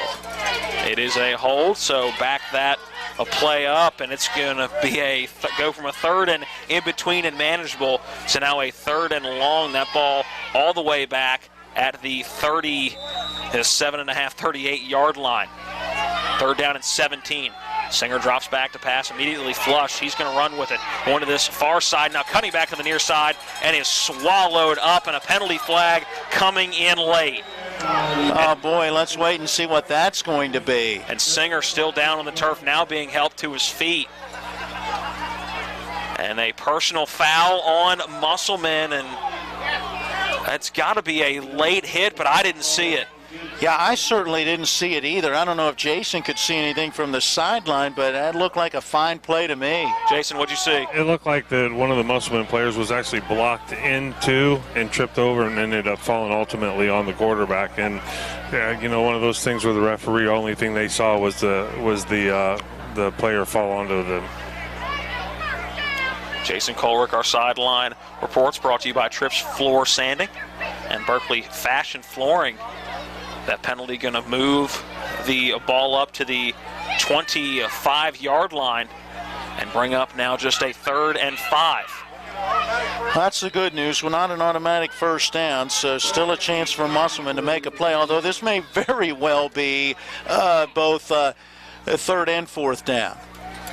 And I think our officials are they're talking about what it'll be down. It should down. be 4th down after because it was a dead ball penalty. Yes. So it's going to bring up a 4th down and 5. So I think that answers your question. Definitely 4th down territory is now our far side official going to come in. And it was a dead ball penalty, so it should be a 4th down. Yeah, I think the Parkersburg coaching staff asking about that, and yes, it came at the end of the play, and that's what the referee, or at least the official on that far side, the linesman, is going over to say to Coach Bias and his staff. It was a dead ball penalty, so the play counts, and it sets up that 4th and medium. 1:14 now on a running second quarter clock. I formation for Parkersburg. Singer under center.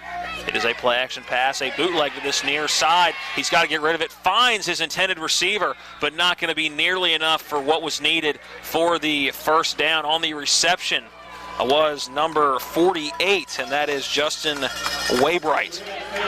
And a turnover on downs for Parkersburg. And now we haven't seen too many of those defensive stops so far tonight. And Musselman going to get the football back with 1 minute and 1 second left, and not a lot of time for a lot of teams, but we have seen big play after big play tonight. It only takes one big run, like we've seen several times tonight on both sides. Saying that is a huge stop for this Musselman defense, the way that Parkersburg had taken that turnover and driven all the way from their own 3 down into that Musselman, just not quite to the red zone, but very close. That's a big stop. 1st and 10 from the 22-yard line, 1:01 remaining here in the second quarter. Hardy in the shotgun formation. There's the give to the outside at Zamora on the run. He's got blockers out in front. He's across the 40-yard line to the 45, the 50, across midfield into Parkersburg territory. Finally wrapped up and brought down at the 44-yard line. Good open field tackle by Kyle Moore, running down Nick Zamora.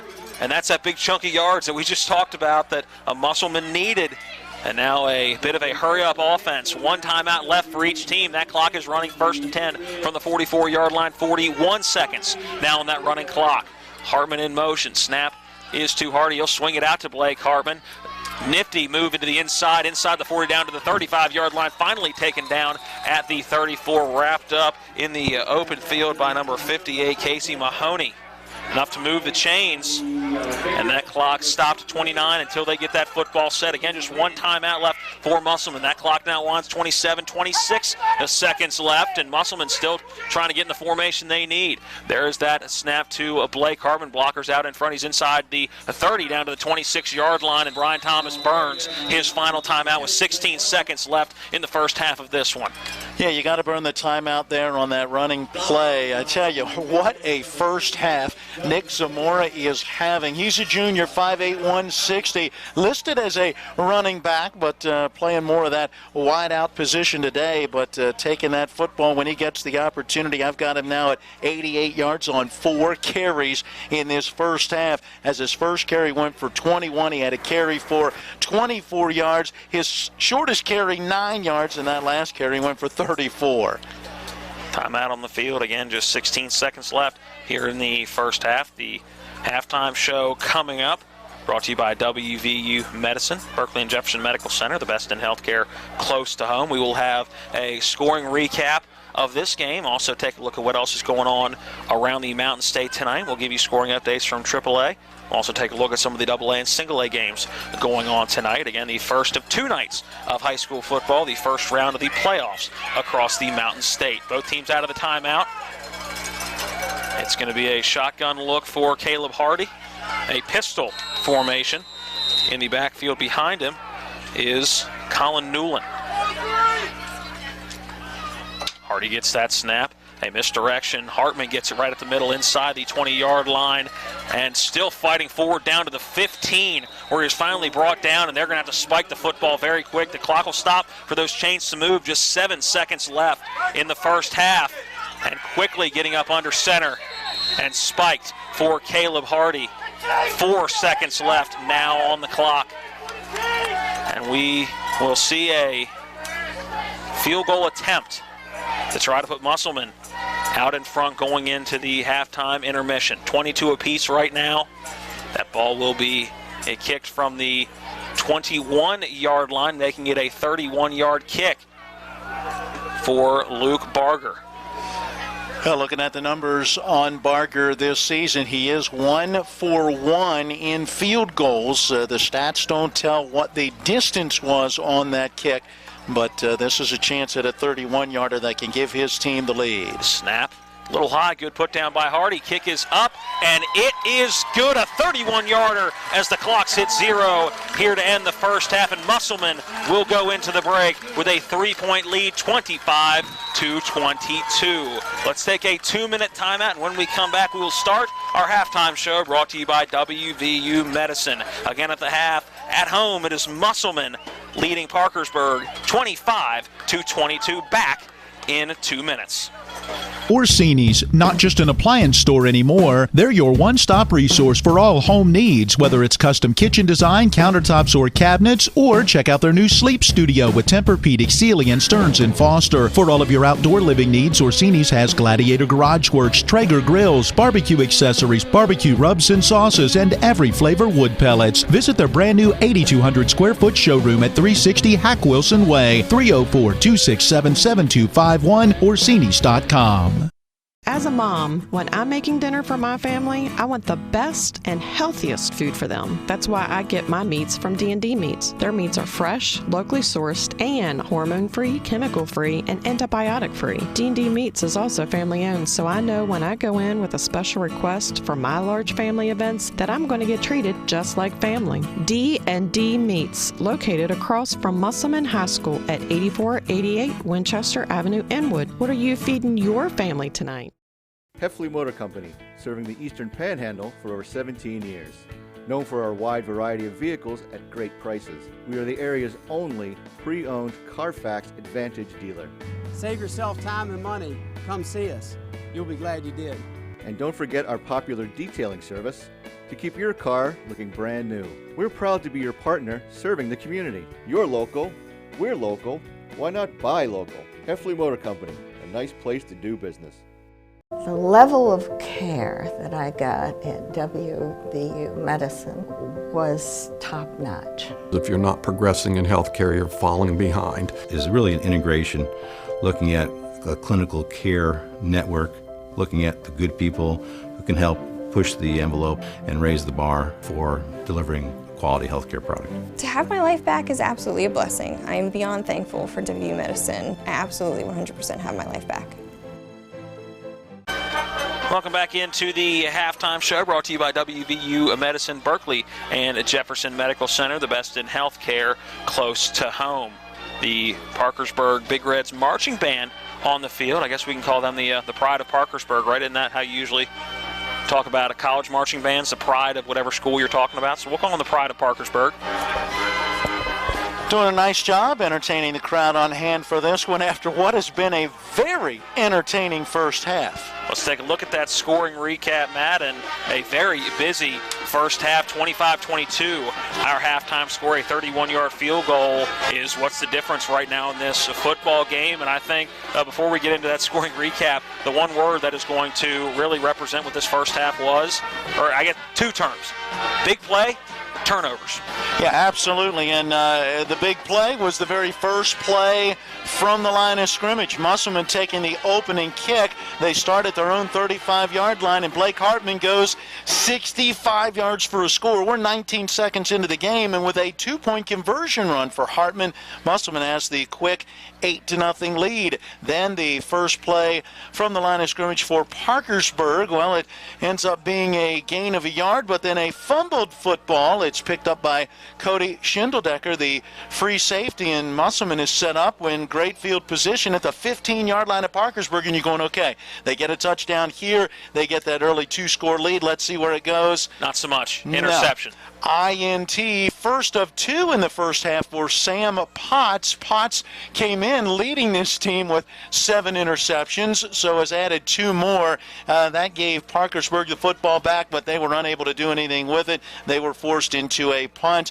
Next possession for Musselman. 2 plays into the possession. It's a fumble. Blake Hartman got hit. Football popped free. It was recovered by, we believe, Justin Waybright, and that gave Parkersburg the football, and that's when they were able to put together a 9-play, 79-yard scoring drive. Took about 3 minutes and 14 seconds. It was a 20-yard touchdown pass going from Bryson Singer to Matt Curry. First of 2 20-yard TD passes for those 2 in the first half, and that made it 8-7 as the extra point was up and good for Sam Potts. Musselman still held on to that lead by 1. The Applemen on their next possession, they put together a 7-play, 65-yard drive, 3 minutes and 23 seconds. 24 yards on the touchdown run for Blake Hartman, his second rushing touchdown of the first half. Extra point up and good for Luke Barger. 15-7, Musselman with the lead, and that would be the score going into the second quarter. Yeah, and you're thinking, okay, is Musselman going to get in a groove? What is Parkersburg going to do? We really had, we had seen a bit of what Bryson Singer could do, but I don't think we were going to see his full potential until that second quarter. And again, talked about 2 big, really mottos of that first half, and it was turnovers and big play. And in that second quarter, that's when those big plays for Parkersburg really started to set in. Second quarter started like the first quarter, except for the opposite team. A grand total of 17 seconds into quarter number 2, and there goes Bryson Singer for a 79-yard touchdown run for Parkersburg. They went for the 2-point conversion. The pass to Curry caught in the end zone. We were tied at 15. 11:43 left in our first half. Hey, Musselman went right back down the field on their next possession as Musselman was able to put together a 6-play, 65-yard scoring drive. This time the 1-yard touchdown plunge made by Caleb Hardy. Extra point again up and good for Barger. 22-15, Musselman in front, but Parkersburg answers right back with a 4-play, 79-yard drive. Took only a minute and 15 seconds. Second time that Singer and Curry connect for the 20-yard touchdown pass and catch, and well, the extra point made it 22-22 as Sam Potts knocked it up and through.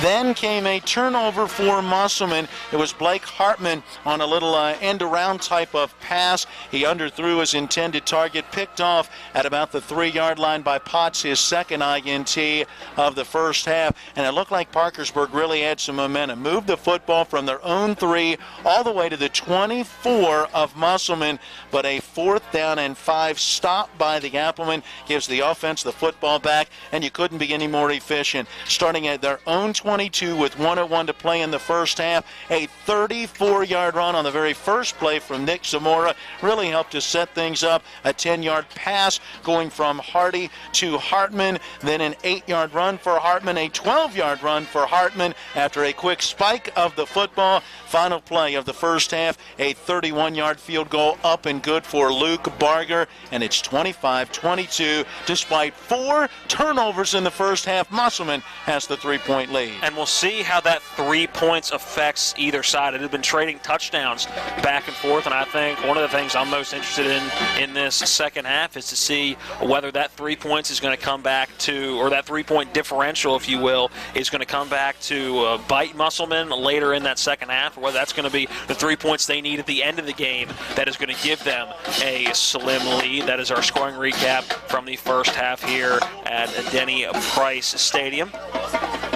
The Parkersburg Marching Band still doing a fantastic job on the field right now in their halftime routine. I assume we'll have Musselman come on the field after this.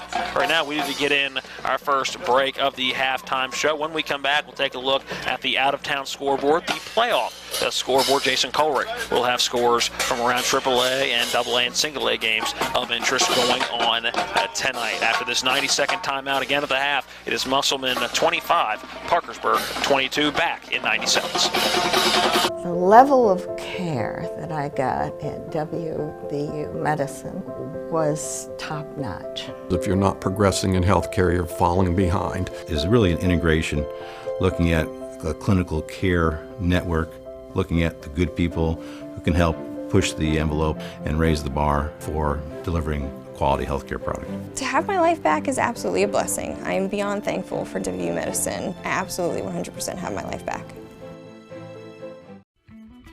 Trips Floor Sanding and Berkeley Fashion Flooring has restored hardwood floors and solid premier flooring in this area for over 25 years, providing a wide range of services, including floor sanding and refinishing and floor coverings. When you're looking for reliable professional flooring services from a company you can trust, you can count on us. Schedule a visit to our well-stocked showroom today, then get a free estimate on your flooring project.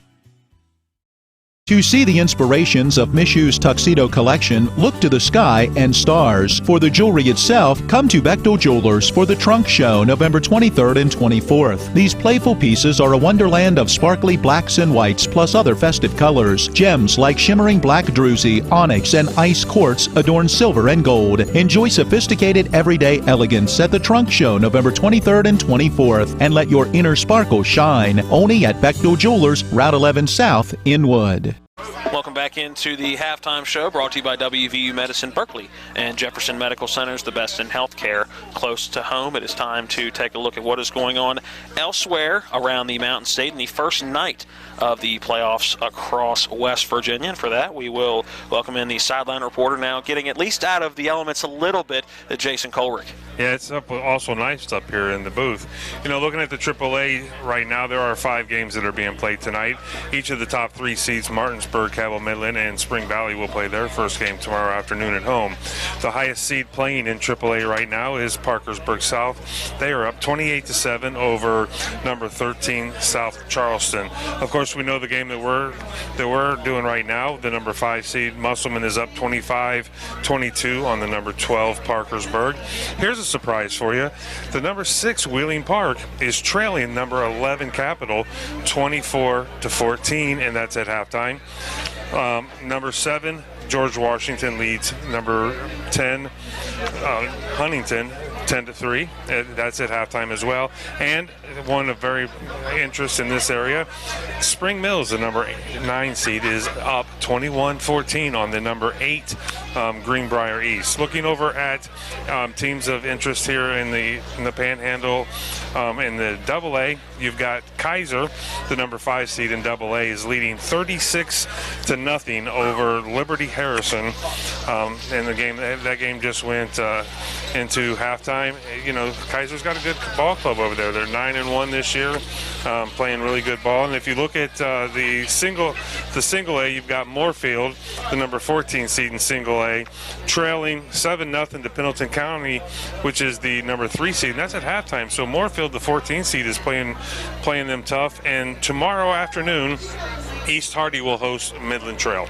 And looking at those scores, really only one, and it was that Kaiser game that is lopsided. Everything else is really tight so far. Yeah, you know, like you said though, you look at, we've talked about this before, that AA and AAA, and that's a really competitive. But you've got the top 3 teams in AAA that haven't really kicked off. They won't kick off until tomorrow. But Parkersburg, the number 4 seed, is up 28-7 right now. So that one's kind of a blowout, and then obviously the Kaiser one. But everything else is tough, and we've got a great game right here. All right, from your vantage there's one on the sideline. What do you see as being the big difference of who is going to be able to get this slight edge in the second half? So I'll tell you what I did notice is when Hartman got injured, we're still seeing him play on the offensive side, but you're not seeing him out there playing middle linebacker much. So that's really opening up a hole in the middle there for Parkersburg. It's going to come down to which one of these defenses truthfully can step up and handle. Both teams got good offensive lines. They've got two premier stars, one on each side, that have got a lot of speed and tackling. I mean, tackling has not been good on either side. You know, you're not just going to hit a guy of a Hartman or the quarterback. What was the quarterback? Bryson Singer. You're not going to hit those guys with your shoulder pad and expect them to fall. Those kids are gutty. They're trying. You know, they're fighting for every inch that they can get. You've got to wrap them up. And you got to credit that a little bit to the weather too. I mean, you don't necessarily want to wrap up, get those fingers crunched underneath somebody in this cold weather. You have to. That's the only way you're going to bring dynamic guys like that down. But I think it's probably a little in the thought process. Okay, let me see if I can just throw a shoulder into somebody and see if they go down. Yeah, you're right. And you know, Musselman. You know, I'm going to try to get down and talk to Coach Thomas right here before the start of the second half. But he has to feel good being up by 3, knowing his team turned the ball over 4 times, and his star running back is limited to a certain extent. Let's go ahead and take our last break of the halftime show. And that is our look around the Mountain State and our out-of-town scoreboard. When we come back, we'll take a look at stats from this first half. That coming up after this 90-second break. Again, at the half, it is Musselman 25, Parkersburg 22. These are more than just the sounds of a safe place to go after school. These are the sounds of interest being ignited and of mentors making an impact. At Boys and Girls Clubs, we don't do just one thing. We do whatever it takes to meet the needs of every kid who comes through those doors. Because whatever it takes is what it takes to build great futures. Great futures start here. Boys and Girls Club of the Eastern Panhandle, 105 West John Street in Martinsburg. Hi, I'm Marshall Wilson, and I'm honored to serve as the 60th District Delegate. I'm especially proud of Musselman High School, which 2 of my kids attend. Musselman High is a place where excellence is a way of life, not only on the football field, but in the classroom, on the stage, and in the community. Get in there, Appleman, and make it happen. This is Delegate Marshall Wilson, and I'm proud to support Michael Folk for governor. Paid for by Marshall for West Virginia. 3 cheers for free delivery from South Berkeley Pharmacy to your front door. South Berkeley Pharmacy, home healthcare specialists, is more than just a pharmacy. We have the best gift shop in town, and nobody beats our service. South Berkeley Pharmacy, home healthcare specialists. SouthBerkeleyPharmacy.com. Back into the halftime show. Before we get into some stats in the first half, let's quickly do a couple minutes and just take a look at the band routine right now for Musselman. Parkersburg already has left the field, but Musselman in the middle of their routine. Let's go ahead and see if we can tune into a little bit of this halftime routine here at Waldeck Field.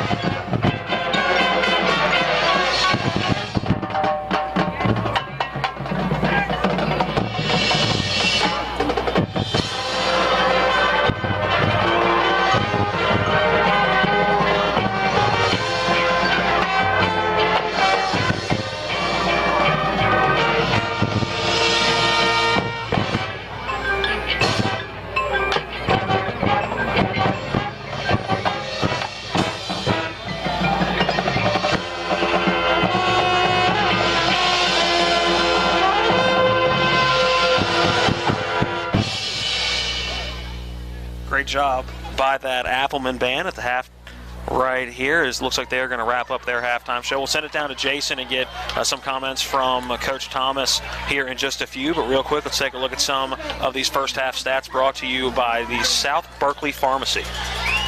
Wow.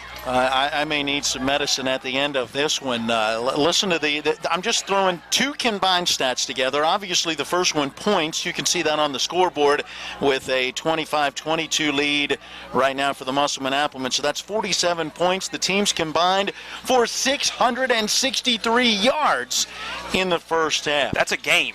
Yeah. Those are game stats. Yes, they are. Well, and wait till you hear it. Parkersburg in the first half, I've got them at 29 plays, 316 total yards, 262 on the ground, 54 through the air. They've had 10 first downs, turned the football over twice on a pair of fumbles. They have been penalized just twice for 15 yards. In their 7 possessions, 3 touchdowns to go along with the 2 turnovers. They have punted once and have turned it over on downs once. They're 5 of 7 on third down conversions, 0 of 1 on fourth down conversions. Just a couple of the numbers. Bryson Singer, we've got him 5 of 8 passing for 54 yards. A couple of those throws going to Matt Curry, who has in all 3 receptions in this first half, and that has gone for 41 yards. A reception in there as well for Justin Waybright, his catch for 2 yards, and a grab for just 1 yard for Sam Potts. Running the football, 12 carries, 227 yards for Singer. He has been everything as advertised, coming in as that dual threat quarterback. 5 carries, 27 yards for Anthony Craig, and 3 carries for 11 yards, the unofficial number for Carter King. Let's turn to the Musselman Applemen. They ran 34 plays in the first half, 347 total yards, 321 on the ground, 26 through the air. They were 1 of 3 on third downs, 1 of 1 on fourth down conversions, 13 first downs, 4 penalties for 45 yards, and 4 turnovers, 2 interceptions and 2 fumbles, yet managing to overcome it thanks to Blake Hartman. 19 carries, 224 yards in the first half for him. Caleb Hardy throwing the football, 2 of 3 for 26 yards, and we said somebody else was going to have to step up. Nick Zamora, 4 carries for 88 yards in the first half. Yeah, and it's really just been a dominant performance by really both sides. We have not seen, again, take away the turnovers, we have not seen a bad offensive day for both sides, and I expect to see very much of the same in this second half. One thing to note, Parkersburg in the third quarter of games this year has been outscored 108-30. So whether you want to call that just not being able to put together a complete game, or whether you want to call that adjustments at halftime being made by opponents and not made by Parkersburg, I think it's going to be interesting to see what adjustments are made here in this third quarter. Yeah, that is absolutely an astounding number when you think about it, of the number of points that they have allowed, while at the same time the few points that they have scored in that third quarter. We'll see if that holds true for these Musselman Applemen in this one. Looking to see if they're going to put a couple more minutes on this clock, as Parkersburg just coming back onto the field to get their warm-up started. Musselman back out and looked like they were ready to go, but I believe they're going to put a few more minutes. 3 minutes going up on that clock, and believe we're going to try to send it down to Jason, see if we can get a quick comment going into this second half. Yeah, let's quickly send it down to Jason Colwork on the sideline. He's got Musselman head coach Brian Thomas. Coach, how big was that defensive stand that gave you guys the ball back there that you could drive down and kick that field goal to take the lead? Yeah, I mean, that's a big swing. I mean, I was proud of our kids for finishing that half off and coming in and getting that stop, and then proud of our offense to execute a 2-minute drill and go down there and to get 3 right before half. Coach, you guys, both teams have had a lot of offense. What defensive adjustments can you make to slow them down? I mean, we're just not doing basic stuff right. We make defense so hard sometimes. I mean, just the world in general makes defense so hard. You sometimes just got to line up and you got to tackle. And we're not doing those 2 simple things right now. Coach, your running back Blakeman looks like he does have a mild injury, but the rest of the team seems to be stepping up. How proud of you are of them? Yeah, pretty good. I don't know. I mean, I'm not happy right now. We're not playing well. I think that's the worst half we played all year. I mean, you're not going to beat anybody if you have 4 or 5 turnovers, and then if you're giving up big play after big play. So, this is a big half for us. Our season's on the line this half. I'm going to let you get back to it. Coach, thanks for taking time. Thank you. There you guys go. Just a few seconds. Turn my mic off. Brian Thomas has never been one to hide feelings and not be honest with how his team is playing. And you got to think, if he's saying this is the worst half they have played all season, they're up by 3 points. If they can make those adjustments, they're still leading the football game. So it's got to be nice to have that lead, even though he says this is the worst half they've played football all year. I was going to say, you want to say, Coach, I understand you're not going to win many games when you turn the football over 4 times, but you do have a 3-point lead. So you've managed to overcome some of those self-inflicted wounds. But I get his point. Take away the self-inflicted wounds in this second half, and you've got a chance to maybe run away with this one. And we'll see if Musselman can do just that, or if Parkersburg can rally and snap what's a 2-game losing streak as they drop their final 2 games heading into the postseason. Parkersburg will get the football to start this second half as we wrap up our halftime show, brought to you by WVU Medicine. Berkeley and Jefferson Medical Centers, the best in healthcare close to home. Looking back at recent playoff history, we talked about Brian Thomas under his regime here at Musselman. 2015 was his first playoff appearance. Again, it was one and done in 15, 16, and 17. Last year, getting 2 playoff wins against John Marshall and Ripley, both right here. And when you look at Parkersburg, one of the more dominant programs in the history of West Virginia, when you look at the state championships, I mean, you go all the way back to 38, 40, 43, 50, 58, 76, 78, 99, 2001, 2006, and 2007. Those are state championships for this Big Reds team. This is their 38th playoff appearance. They are no strangers to the playoffs, but in the last 2 years under head coach Mike Bias, it has been one and done for them, so that's something that needs to change. Well, last year, it was 2 games for them last year. They lost in the second round to Martinsburg. Did get a win at Wheeling Park in the first round, 28-21, but back in 2017, it was a loss in the first round. A close game to John Marshall, 42-35, so this is a team that is trying to establish a bit of a culture under Coach Bias that had been a little lacking over previous seasons. That 2015 and 2016 year, just 4-6, only 8 combined wins for this Parkersburg team, so want to have back-to-back years with a win in the postseason. Well, you remember last year when they came up here and faced the Martinsburg Bulldogs in that quarterfinal round and ultimately suffered a 49-20 loss, but that game was a little tighter for a while than that score might indicate. And you may remember Parkersburg had a big wide receiver, Brenton Strange. Yep. He's now at Penn State, has played in 2 games for the highly ranked Nittany Lions, and has 1 catch for 4 yards, and by the way, it went for a touchdown. The ball falling off the tee for Luke Barger as he is trying to get set to send the kickoff deep. Back to return for the Big Reds is number 10 Carter King and number 11 Anthony Craig. The second half kickoff is brought to you by Johnny's Restaurant, quality food at wholesale prices. Hey, must have just been the way he set it on the tee, because there's no wind blowing, and that's a good thing because the current temperature is only around 40 degrees. It's going to be Craig on the return, but Muff, before he can get to it, picked up at the 15-yard line, battling forward up to about the 17, and lucky not to give that football away. That is the second time a kickoff has been muffed by Craig going over to get the return. So special teams, other than that field goal, has not been something that either team is going to want to remember from this game. A lot of kickoffs going out of bounds, some muffed returns for both sides. And we'll see how Parkersburg starts offensively. First down from inside the 20 at the 17-yard line. 1st and 10 for the Big Reds. Out of the shotgun formation is Bryson Singer. Little blitz shown for Musselman. A read option here, or just a straight option. Singer going to keep it himself, get across the 20 up to the 21-yard line for a gain of 4 on first down, bringing up 2nd down and 6. Justin Reinhardt able to come over and make that tackle after the short pickup of about 4.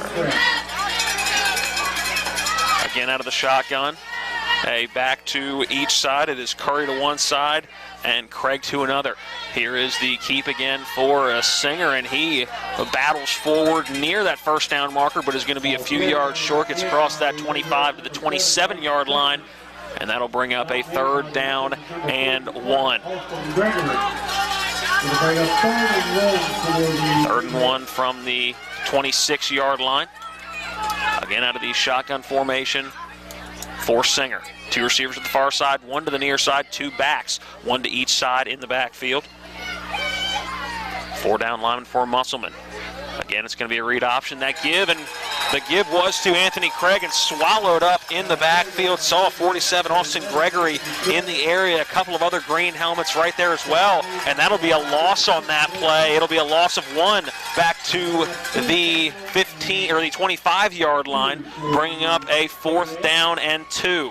Yeah, I'm going to tell you who ultimately made the stop in there. From my vantage point, it was Blake Hartman. We heard, as Jason talked about, Blake Hartman not getting to play as much defense after a little bit of an ankle injury in that first half, but he's back out there defensively, made a nice play. Matt Curry on to punt and a high booming kick.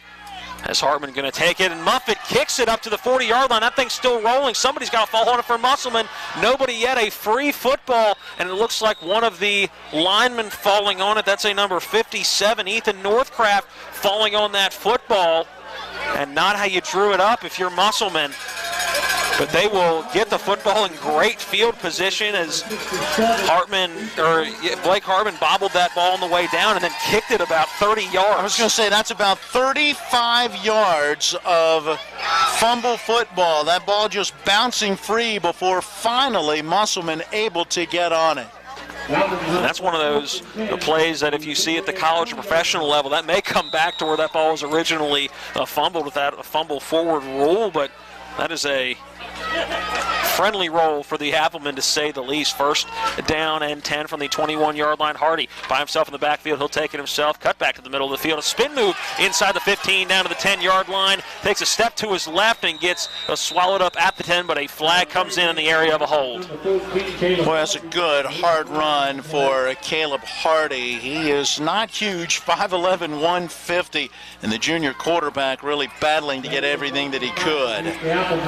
Looks like that flag down at the 15, which means it'll come about 6 yards into the run. So it'll make it just about a 1st down again and 14 when they mark that football back. And it is going to be, as we get the official word, and they're going to get a block in the back, and that has been the call of choice tonight for our officiating crew. I believe that's either the 3rd or 4th block in the back that we have seen called. Ball moves back to the 25-yard line. I got 5 penalties, 55 yards, the unofficial total now for Musselman. 1st and 15, under 10 minutes to play in the 3rd quarter, 9:56 on the stop clock, and now that clock will wind, 9:54 and counting. Switch to the offense. Hartman now by himself in the backfield, stands alone at the 30-yard line. Sends Teets in motion. He slips. Hartman's got blockers out in front. He's inside at the 20-yard line. Steps back to the inside. He's at the 10. Again avoids a tackler at the legs, and he's into the end zone for a 25-yard touchdown run. Blake Hartman into the end zone for Musselman, and they're now out in front, 31-22. Extra point upcoming. His 3rd rushing touchdown in this ball game, and Matt, give a ton of credit to Ethan Northcraft, the pulling offensive lineman who was just looking for someone to hit, and his big block gave that cutback lane to the left that allowed Hartman to get into the clear and eventually find pay dirt. And if Blake Hartman is still feeling some pain in that right ankle, you cannot tell. The moves he has made, the spin moves, the cuts back to the inside, even pushing off of that right ankle, cannot tell. Snap, hold, kick is up, and it is good. Extra point is through, and Musselman out in front by 10 with 9:38 remaining in the 3rd quarter. It is the Applemen 32, Big Reds 22, back in 60 seconds. Hi, this is Eric from Hagerstown Ford. I keep telling you that Hagerstown Ford has completely changed the car buying experience forever. And with a return policy easier than Walmart, Hagerstown Ford has a goal to deliver 350 cars and trucks per month. And when I say deliver, I mean deliver to you, where you are, just like Amazon does.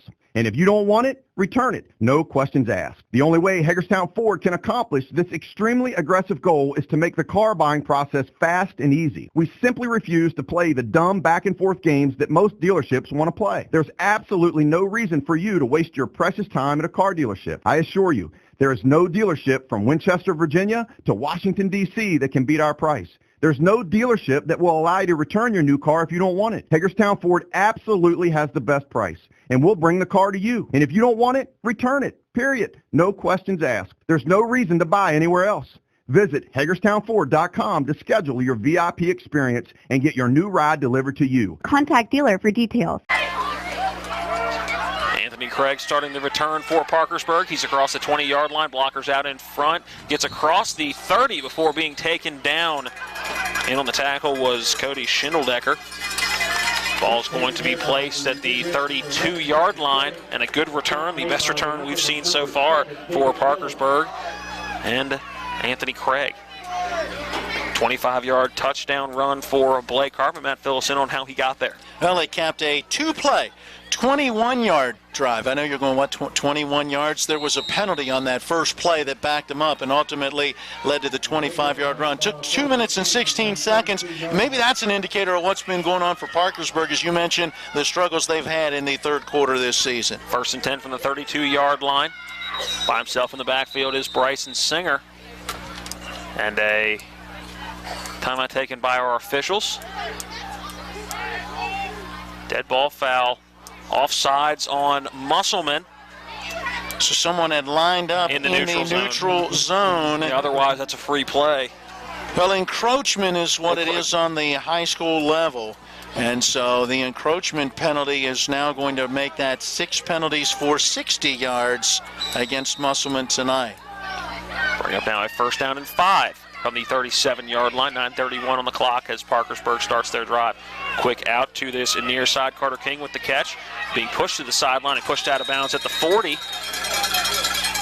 On the tackle pushing out of bounds was Caleb Hardy. Gain of about 3, or make that about 4 as he gets a couple extra yards up to the 41-yard line. Bring up a 2nd down and short, 2nd down and 1 from the 41-yard line. Looking to the sideline to get the play is quarterback Bryson Singer. He has it, and he will start in the pistol formation. Behind him is Anthony Craig. There's that snap, play action pass. Singer drops back to pass, looking deep. He's got a man deep, but overthrows the intended receiver, Sam Potts, by about 8 yards. It was a good route run by Potts. He had a step on Nick Zamora, but just too much air underneath the football on the throw from Bryson Singer. 3rd down and 1 upcoming. Boy, he showed his arm strength there. Yeah. Very nice throw for the sophomore, at least depth-wise. And, yeah, I do have to go back. Jason is already shooting me that text message going, come on, there's no way. That was only a 2-play drive. It couldn't have been 2 minutes and 16 seconds. He's right. I wrote down the wrong starting time. So if I look at it and go here and then subtract this, Jason, you are correct. It was a 26-second drive. How's that? Spinning was Singer trying to get away from a would-be tackler, but coming up with the tackle was number 67. That is Adam Taylor with the wrap-up around the ankles. It was Bryson Singer trying to spin to this near side of the field, avoid the first tackler, but Adam Taylor was having nothing of it. Boy, that's a heck of a play, and sets up a 4th and 1. Parkersburg lining up as if they'll go for it. Musselman needs to be cautious and not jump off sides. And Singer was able to get back to the line of scrimmage, line up in the shotgun formation. He stands at that 35-yard line, gets the direct snap. He's got the 1st down at the right side, right up the middle, and sheds 1 tackler and gets up to the 45-yard line after crossing midfield. And the Big Reds are in Appleman territory on a big 4th down conversion by Bryson Singer and the Parkersburg Big Reds. Caleb Hardy with the, what you might say, touchdown-saving tackle. Wow. That was a good hard run and a great job again by that front line opening the hole. 1st and 10, play action pass. Singer drops back to pass, is rolled to the right, had a man deep but couldn't set his feet, and he'll be taken down. Blake Hartman on the sack back at the 42-yard line. They're actually going to mark him down at the 43 is where that knee went down, but Parkersburg moving the wrong direction back on their side of the football field, and Blake Hartman coming up with a big sack on the blitz. Yeah, and Hartman got a hold and was not going to let go. That is a huge loss all the way back to their 43. 2nd down and 22. Upcoming from the 48-yard line of Parkersburg. Or make that the 43-yard line of Parkersburg. Snap to Singer. Quick screen to the outside and spikes it right in front of Sam Potts. Not sure if that football slipped. There was no pressure in his face. It was just an underthrown football. Now a third and 22 upcoming for Parkersburg. Yeah, that one clearly did not come out of the hands right, and that was a forward pass.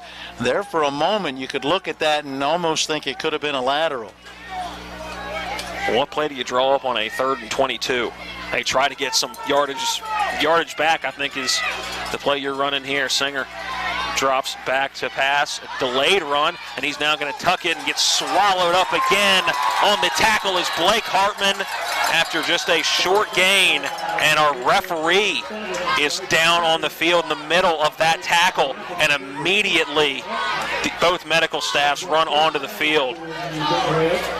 You hope he is okay, but that is never a good sign when a player immediately signals for the medical staff to come onto the field. Yeah, he was just unable to get out of the way as that play went right towards him. It's the umpire who normally is in the midst of that linebacking core right behind that defensive front line, and he took a pretty good shot. Jason, can you see anything from where you're at? Yeah, it looked like he got sandwiched in between two players, and I can tell you he took a very hard hit. You know, these guys are out here hitting each other pretty hard with pads on, and he took a really hard hit, and I got to tell you, he did. It looked pretty bad from my angle. All right, well, let's go ahead and take a 90-second break as one of our officials still down on the field. It'll be 4th down when we come back, 4th and 20 after this 90-second break. Right now it is Musselman 32, Parkersburg 22. Let's talk surf and turf. We all know Johnny's has great steaks, ribeyes, New York strips, ranch, T-bones. But did you know Johnny's also has lobsters? That's right, lobsters. Pair any of our delicious steaks with our lobster items and boom, surf and turf. Johnny's restaurant quality steak and lobster at wholesale prices and 2 great locations, 1456 Winchester Avenue, Martinsburg, and Route 11 South in Chambersburg. Mike Lang is the experienced professional who can lead our sheriff's department and our county to a better tomorrow. As our chief court marshal, Mike Lang has increased security, saved nearly $2 million of taxpayers' money, and made our communities cleaner and safer. With more than 3 decades of experience in public safety, Mike Lang is the best candidate for sheriff of Berkeley County. I'm Mike Lang. Berkeley County deserves a better sheriff's department. Together, we can make it better. I ask for your vote for Mike Lang for sheriff. Heffley Motor Company, serving the Eastern Panhandle for over 17 years. Known for our wide variety of vehicles at great prices, we are the area's only pre-owned Carfax Advantage dealer. Save yourself time and money. Come see us. You'll be glad you did. And don't forget our popular detailing service to keep your car looking brand new. We're proud to be your partner serving the community. You're local, we're local, why not buy local? Heffley Motor Company, a nice place to do business. Welcome back into Waldeck Field at Denny Price Stadium. Our referee is to his feet. Look like they're going through some concussion protocol, really, I think is the best way to put it. They're having to move his head back and forth, checking that neck area. Again, took a very hard hit. Became a sandwich in between 2 very big football players. It was a stop for Blake Hartman on the run by Bryson Singer, a gain of just 2, and is going to bring up a 4th down and long as it looks like play is just about ready to continue. Both medical staffs are going back to their sideline. Coach Thomas now back to his sideline, and I do have to make a comment. In the pregame show, we talked to Coach Thomas, and he was in shorts and made it sound like, oh, it's not that cold out here. He did put pants on immediately after that interview with him, so I think not quite as warm as he made it out to be. Well, Matt Curry is coming on, and Matt so far just 27 and 30 yards on his 2 respective punts, so an opportunity for some good field position for Musselman. Right now, Hartman is back around his own 20. We'll wait and see how this one goes. Of course, Hartman muffing that last punt. His kick on 30 yards. His kick on that last punt return was longer than Curry's went in the air. Not taking anything away from that Curry punt, as that one almost blocked on the way out, but A short kick bouncing at the 30-yard line and taking a Appleman bounce up to the 37, and that is where Musselman will start this offensive drive with 7:04 remaining in the third quarter and a 10-point lead. This is a big series for not only Musselman but Parkersburg, trying to get a stop. Have not been able to stop Musselman on 4 downs. They've been able to force turnovers, but we have yet to see Musselman truly stopped on a 3rd or 4th down. Matt, that punch straight up into the air and then took a backwards bounce, covered only 18 yards, and just as we thought, Musselman getting good field position. 1st and 10 from the 37-yard line. Offense adjusts. Extra lineman coming to this near side. Player in motion is Teets. Direct snap is to Hartman. You can tell still that little bit of a limp, but waiting for the lineman to come up and block in front of him as he will barrel forward for a 1st down up to the midfield stripe at the 50-yard line. And Hartman not letting that right ankle injury slow him down one bit. A good pull on that offensive line. That lead blocker once again is Ethan Northcraft. Yeah, I tell you, he has been a beast out there getting around the corner and then just looking for anybody to hit. Never really got to hit anybody there. Again, that offense will adjust, moving some linemen to this near side. It'll be Hartman in the backfield. A give to Zamora on the handoff, and he will avoid the first tackle, spin away from it, and get inside Big Red's territory down to the 46-yard line, setting up a... Actually, they'll give him the 47-yard line, so a gain of 3, bringing up a 2nd and 7. I love it when they move that football after you've already started to write down your stats. So 2nd and 7, that's a 3-yard gain, and that's now 91 yards on 5 carries for Zamora, and you go, man, that's pretty good. And then I tell you that Blake Hartman has 262 yards and 3 scores on 21 carries. Hardy takes that snap, a fake pitch, and now we'll use Zamora as a blocker, but just too many red hats to the football. And 4 guys in on that tackle. Looked like the first one there was number 38, C.J. Wade, and he was one of those guys we talked about in the pregame show that had been the defensive stud for this Big Reds team, coming in with 12 sacks, 18 tackles for loss, and we have hardly called his number at all tonight. The front line for Musselman has done a fantastic job keeping the linebacker in check. Man, I think that was a busted play on that last one. It looked like it. There's that snap. Hardy with a quick shovel pass up to Blake Hartman, still running those feet, but he's going to be 2 yards short as he is stopped at the 42-yard line. And could this be the stop we just talked about for Parkersburg? 4-down territory at this point in the field. Yeah, that is definitely a big stop, although Musselman going to line up as if they'll go for it. And again, at the juncture of the field, and at this point in the ball game, under 5 minutes to play in the third quarter, they're trying to put Parkersburg away.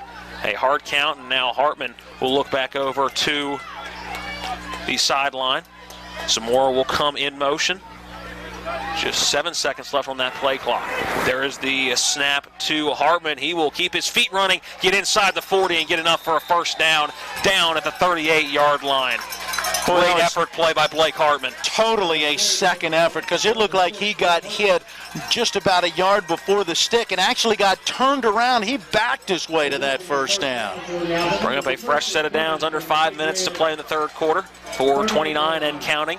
1st down and 10 from the 38-yard line, and Musselman now in the position they want to be in. A ground and pound kind of game. They have that 10-point advantage. They're going to use a lot of that play clock if possible. Hardy in the shotgun formation will send some more in motion and give him the handoff to that far side. He's got Hartman as a lead blocker. Gets that lead block to the far side. He's inside the 25-yard line and taken out of bounds right at the 22-yard line, but enough to move the chains. A 1st down, Musselman. How about 16 more yards for Zamora, and that is going to put him over 100 yards. Add that to the 266 for Hartman, and it's been a nice 2-headed attack for Coach Thomas. And Matt Zamora coming into the game, only 123 yards in the season. He has been a pleasant surprise for the Appleman faithful here, and one to us here in the broadcast booth. A man in motion, it is Teets. He gets the football, goes around one block. He's got a couple of blockers in front of him. One of them is Hartman, and he gets wrapped up after getting inside the 15-yard line. They'll say he went down at the 12. moving the ball marker up, and it's going to bring up a second down and short. I'm not sure. That may be 10 yards and a first down. Haven't moved the chains yet, but our ball marker still says first down, but the chains have not moved, as that ball marker will back up about a yard. He was pushed out of the 12-yard line.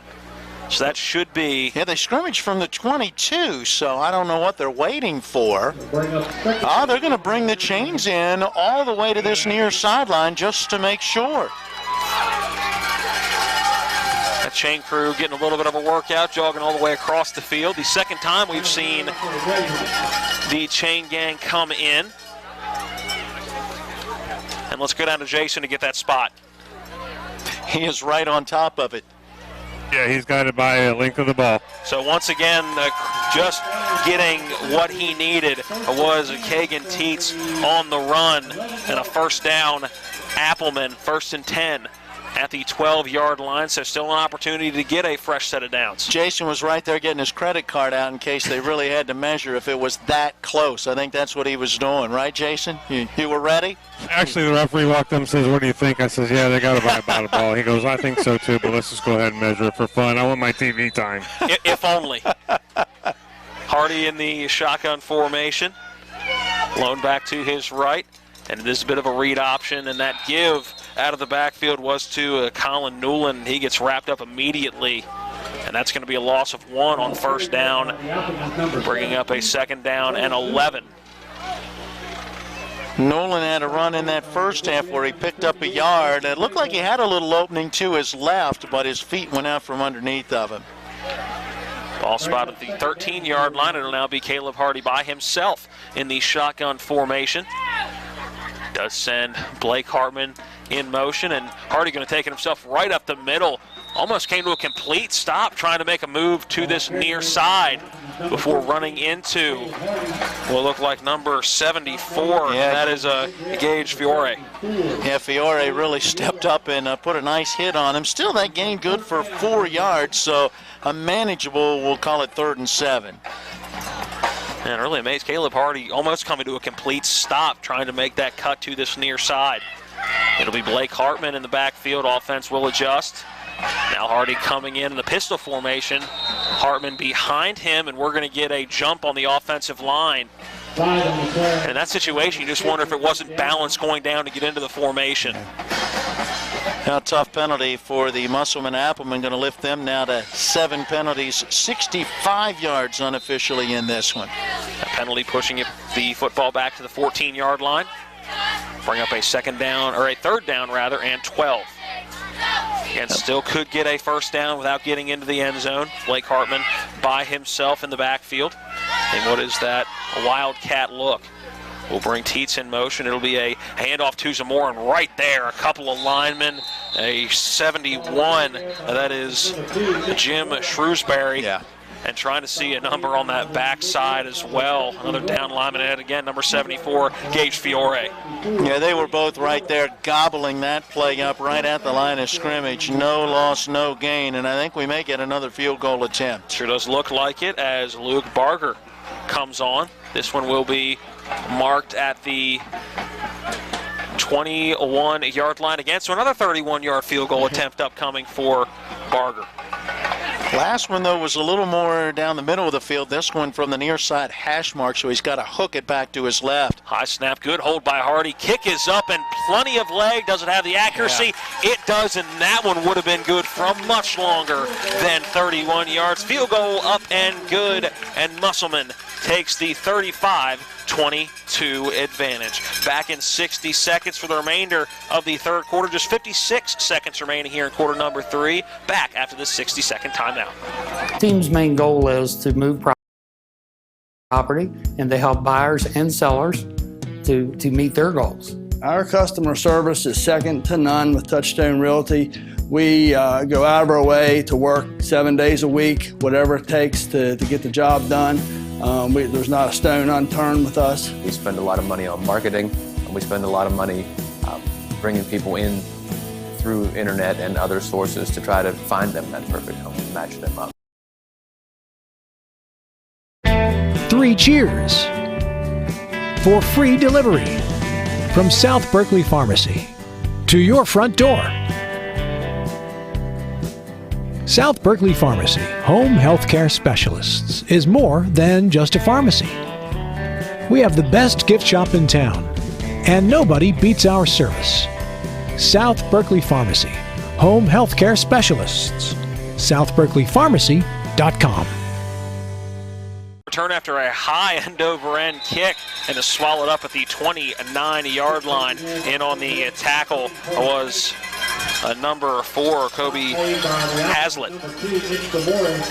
Now the drive for Musselman that leads to the field goal, 11 plays, 49 yards, but impressively 6 minutes and 4 seconds come off of that clock. The 31-yard field goal, second of the game for Luke Barger, and Musselman adds to that lead. It'll be 1st and 10 from the 29-yard line with 50 seconds remaining in the third quarter. Right now a 13-point lead for Musselman, 35-22. In the shotgun formation, the running back is Anthony Craig. Bryson Singer is the quarterback. A give, and that give is to Craig on that far side. He gets back to the line of scrimmage, may get a few extra. They're going to give him 1 on that gain, but is swallowed up immediately on that far side. In on the tackle was number 57, Ethan Northcraft. Oh, and again, we heard from Coach Brian Thomas coming out of the locker room at the half. Look, it's not complicated. We just got to go out and tackle better. They've done that in this third quarter. 2nd down and 9 from the 30-yard line. Little read option. The Singer has it to this near side hash. Looks for a block upfield by Potts. Didn't make the block, but Singer able to use a couple of moves and get some extra yards. And that's going to be close to a first down, but stopped just a yard short up to the 38-yard line, 37.5, 38-yard line. So 3rd and a long one upcoming for Parkersburg. Now they have failed to convert on a couple of third downs, make it 3 third down attempts so far in this second half. See if Musselman can hold them down again. Hey, a scoring update. Greenbrier East has come back. It's tied 21-21 against Spring Mills. Shotgun formation for Singer, and a whistle as I think the time has run off in the third quarter, so that will wrap up 3 quarters of play here from Waldeck Field at Denny Price Stadium. A 60-second timeout. When we come back, the final quarter of action here from Itwood. Your score after 3, it's Musselman 35, Parkersburg 22. Let's talk trash, because when it comes to trash, you have options. Panhandle Dumpsters is a local family-owned garbage hauling company serving both residential and commercial customers with weekly trash pickup, dumpster service, yard waste pickup, and bulk pickups too. Panhandle Dumpsters will give you a free trash can and provide curbside service for just $23 a month. Panhandle Dumpsters features a fleet of quieter, eco-friendly garbage trucks, thereby reducing the noise usually associated with pickup. Switch now and save up to 30%. Call 833-DUMP-STR, panhandledumpsters.com.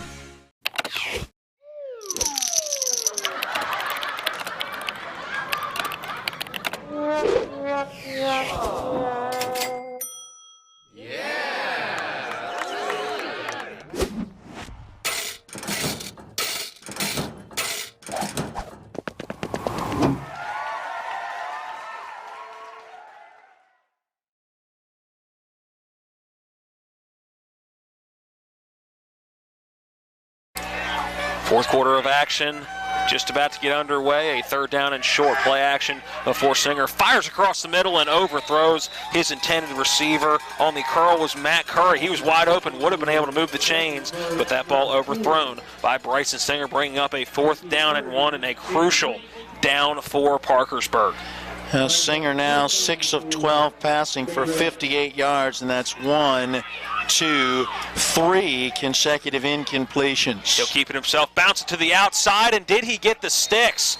Where are they going to give him on forward progress? And they will give him the 41-yard line, enough to move the chains. And I think Musselman, lucky they didn't get called for a horse collar, as you saw that jersey come down outside the shoulder pads. First down for Parkersburg as that ball moved to the 40-yard line. He got 2 yards. He needed 1. He picks up 2, able to get the 12th first down of the night unofficially for Parkersburg, and they're now 2 of 3 on 4th down conversions, 5 of 11 on 3rd. Play comes in. Singer again in the shotgun formation. Craig to this near side man coming in motion.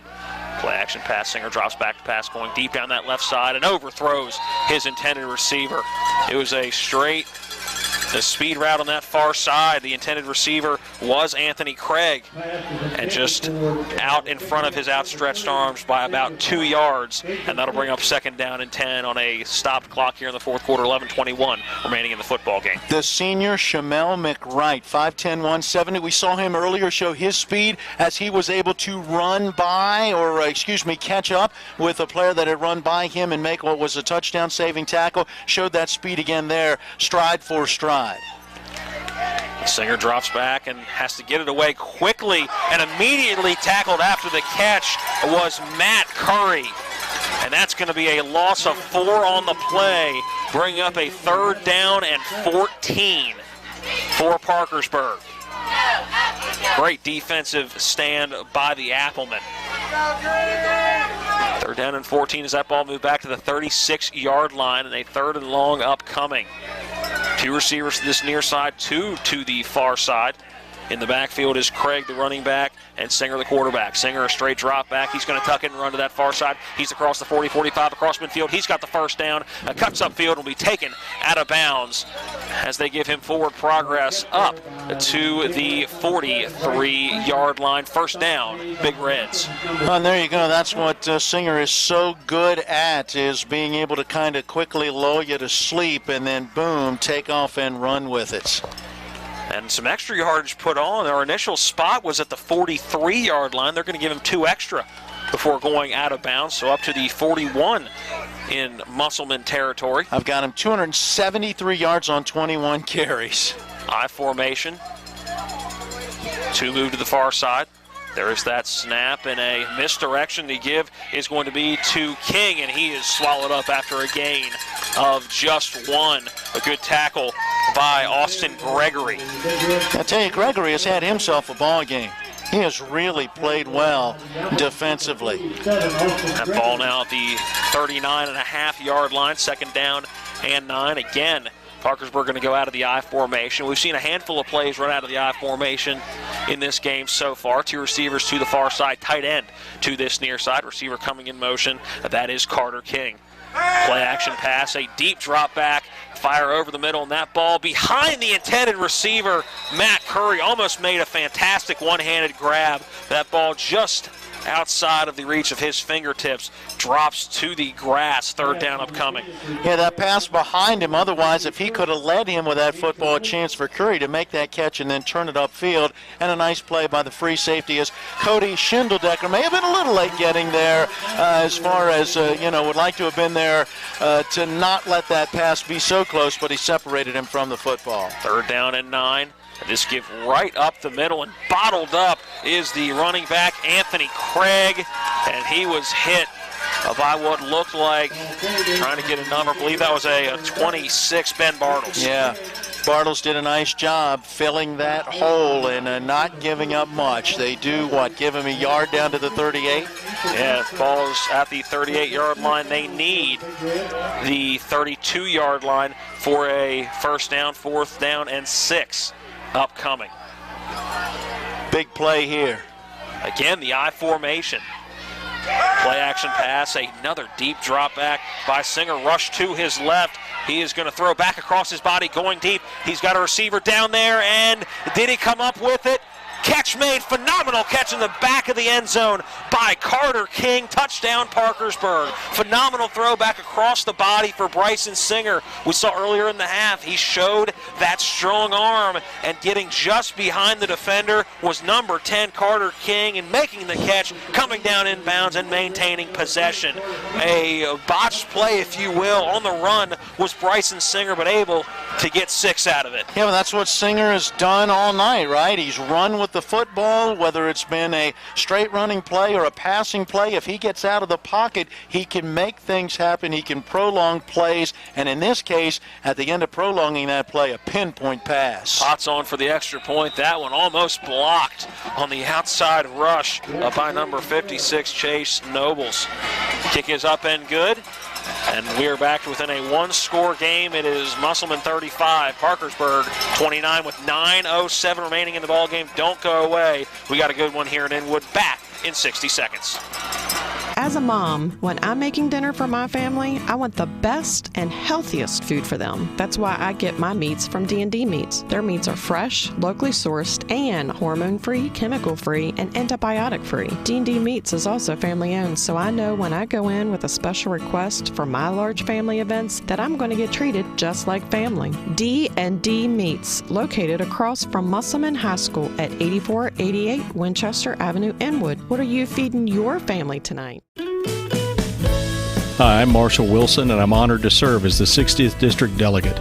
I'm especially proud of Musselman High School, which 2 of my kids attend. Musselman High is a place where excellence is a way of life, not only on the football field, but in the classroom, on the stage, and in the community. Get in there, Appleman, and make it happen. This is Delegate Marshall Wilson, and I'm proud to support Michael Folk for governor. Paid for by Marshall for West Virginia.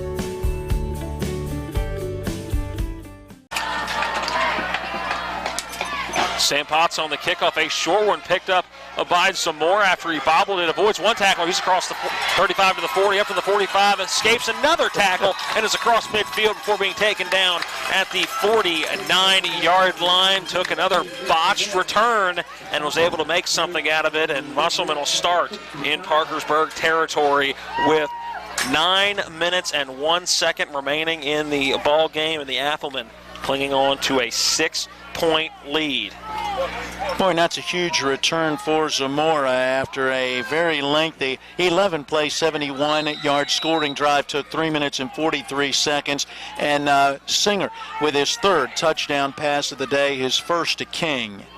Here's the give to Blake Hartman, a little stutter step. He's inside the 45, taken down at the 44, and they'll give him the 45.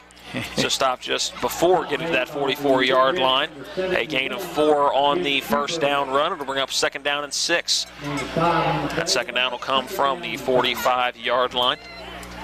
Hartman now unofficially at about 270 yards on 23 carries. These 2 stars, 1 for each team. We said you got to keep your eye on them. Man, they have really risen to the occasion tonight. Hardy by himself in the backfield sent Hartman from this near side to the far side. He will keep it himself right up the middle. Little stutter step, avoids one tackler who's to this near side, inside the 35, and a great open field tackle by Sam Potts, saving another probably 10 to 15 yards on what already was a first down run by Caleb Hardy, who broke at least 2 tackles before bouncing it to the outside. Taken down at the 34-yard line. First down Musselman with 8:05 on a running 4th quarter clock here in Inwood. 11 yards on that carry, 6 carries, 26 yards for Hardy. As the starting quarterback for Musselman, he's done a nice job running this offense. Pistol formation, Hartman behind Hardy. Receivers 2 each side. There's that give to Hartman, breaks 1 tackle in the backfield inside the 30 down to the 28-yard line before he is stopped by a couple of big linemen. Again, the first one out of that pile is number 78, Caleb Frazier, the big senior, 6'2", 350 pounds. Gain of 5. Hartman continuing to run the ball very impressively. 2nd down and 5 from the 29-yard line. Clock now inching closer to that 7-minute mark, 7:15. Receivers going in motion, and now Hardy will come back into the backfield. And he will give it to Zamora coming on this near side, avoids 1 tackle, and then immediately gets wrapped up by Potts after maybe getting back to that line of scrimmage. And I think that's what they're going to give him, just back to the line of scrimmage at that 29-yard line. 3rd down and 5 upcoming. Big 3rd down for both of these teams, although in this area of the field, you've got to imagine it's going to be 3rd and possibly 4th down as well. By the way, scoring update, Spring Mills has regained the lead on Greenbrier East, 28-21 in the 4th quarter. 6:30 and counting on a 4th quarter clock. Hartman against the snap, starts to the right, cuts back to the left. He's breaking tackles left and right, inside the 10 to the 5, to the goal line. He's in the end zone. Blake Hartman once again 29 yards out, finds the end zone, breaking tackler after tackler along the way, and the Applemen are on the scoreboard again. They take the 41-29 lead. Extra point upcoming with 6:22 remaining in the ball game. Blake Hartman once again having an outstanding night here in front of the home crowd in Inwood. If my numbers are correct, 304 yards on 25 carries and 4 rushing touchdowns. And that's with the wrapped up right ankle. Yeah. Which every time he comes in motion, you can see. Wow. A 65-yard run, a 24-yard run in the first half, and in the second half, 25 yards, and now this one from 29 yards out. Musselman going for 2. Trying to make it more than a touchdown and a field goal advantage. They're going to call a timeout before that 2-point conversion. Let's go ahead and keep it here. Once again, want to thank all of our sponsors for this Musselman High School broadcast. Mike Lang for Sheriff, Taylor's Farm Market, and the Cider Press deli right here in Inwood. Johnny's, a restaurant quality food at wholesale prices. Heffley Motors in Martinsburg on Hedgesville Road. Craig Blair for Senate. The South Berkeley Pharmacy, S. Marshall Wilson, Touchstone Realty, Trips Floor Sanding, and Berkeley Fashion Flooring, D&D Meats, Smallwood and Small Insurance, and Fultz Real Estate. Great effort tonight by these Musselman Applemen. It's been a hard-fought battle. Parkersburg, that long trip, coming in with that 5-5 record.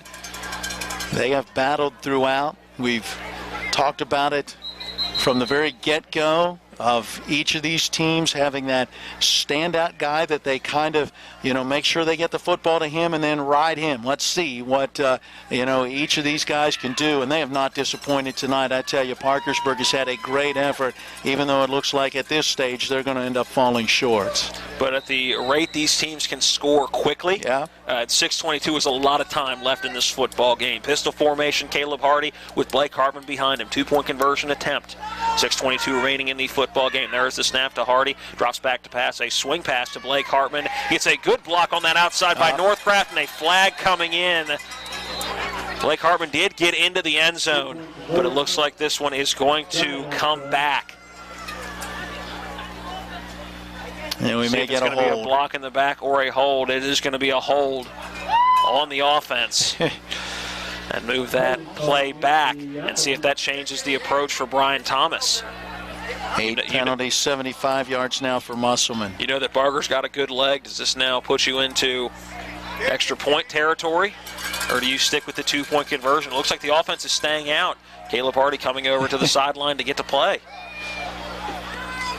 Does get that play, and it's going to be a 2-point opportunity again. The ball will be placed at the 14-yard line. Well, they had the 2-point conversion that they were successful in their very first touchdown of the night, taking that early 8-0 lead. They had gone with single-point conversions each of their last scores. Newland in the backfield with Hardy. Straight drop back. Looks to his left and gets swallowed up. Trying to get away from the would-be tackler, but it turns into a sack in the backfield. 2-point conversion is no good. With 6:22 remaining in the ball game, we take a 60-second break here from Waldeck Field at Denny Price Stadium. It is Musselman 41, Parkersburg 29.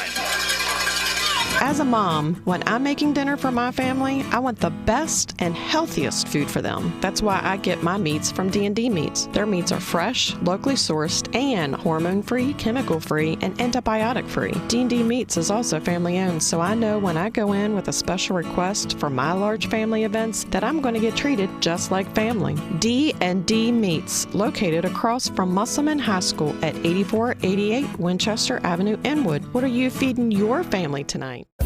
We enjoy the enjoyment that comes with buying and selling a home. It can be a nervous process, and we take that burden from them. We take the ease off their mind and help them see the light at the end of the tunnel. At the end of the day, it's not about buying or selling a house. It's about making the clients happy, seeing them smile, and meeting their goals. If you're looking to buy or sell a house in the Eastern Panhandle of West Virginia, please give Touchstone Realty a call today. We look forward to working with you.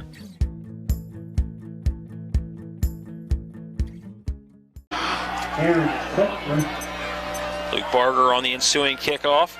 It is Carter King and Anthony Craig back to return coming up on it. And a good catch on the run is on the return is number 10, Carter King. He gets across the 30-yard line down to, it looks like, the 33. And did we have a different return man back? Thought it was a 10, but nope, looks like it could be a 8-0. Okay, so number 80 on the return, and that is Aaron, I believe that is Kumpner?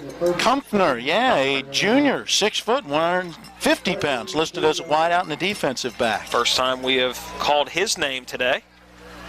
6:18. Only fourth quarter clock is the amount of time that Parkersburg has left in this football game. Right now, down by 12, 41-29. Singer back in the shotgun formation. After the end of that last drive, they ran exclusively out of the I formation. Drops back to pass, going deep down the far sideline. Sam Potts was the intended receiver. In good coverage was Shamel McWright.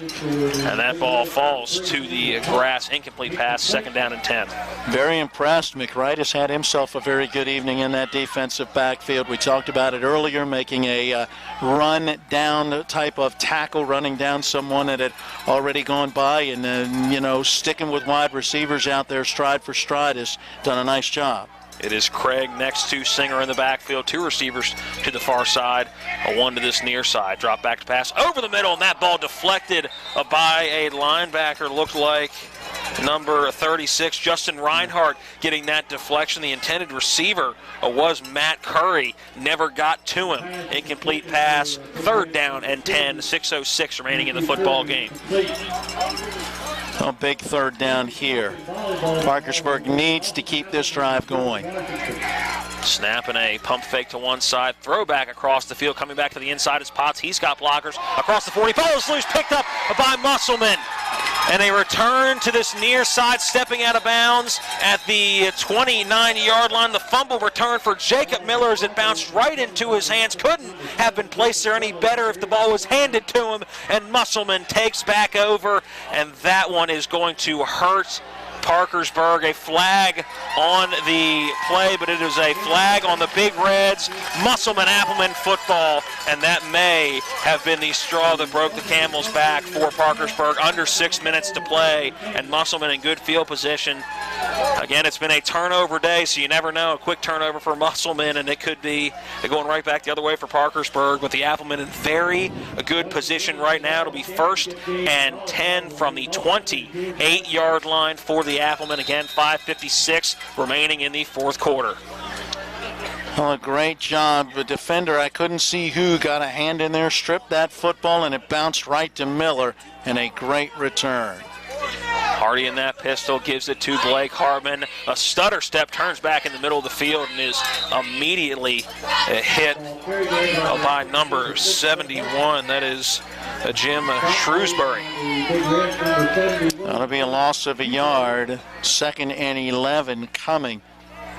Called his name a couple of times as well, and now Musselman can kind of slow things down. Take your time coming out of that huddle. Play clock still at 20 seconds as they get to the line of scrimmage. They won't have to snap this football if they don't want to till just over 5 minutes left in the ball game. Hardy's still calling for it, and they're not going to let that clock run. A quick screen or dump off to Hartman in the backfield. He's cutting up field and gets tripped up inside the 25-yard line, down at the 23. Gain of 6 on the play will bring up a 3rd down and medium, if you will. That ball going to be placed at the 29-yard line. That'll be a carry. That's a run. That was a lateral pass. That pass clearly thrown backwards Quick by swing the quarterback. pass, but backwards. It was definitely backwards. 3rd down and 6, under 5 to play for 40 and counting. The give is to Teets out of the backfield, looking for blockers, and a great open field tackle. Is that football loose? It is. Looking to see who gets it on the bottom of the pile. Referee's trying to dig everything out, and that is Parkersburg football.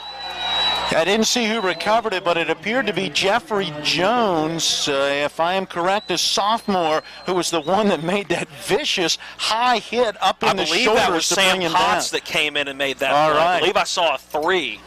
I could be wrong. You could very well be right, but I believe I saw Sam Potts come in with that tackle. Either way, Parkersburg gets the football back, the 25-yard line, 1st and 10, under 5 to play, 4:34. They're down 12. They need to score quick.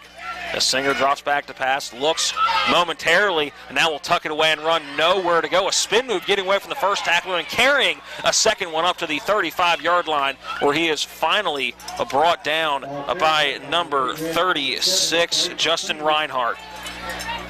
And a Affelman down at about that 34-yard line. Can't get a number.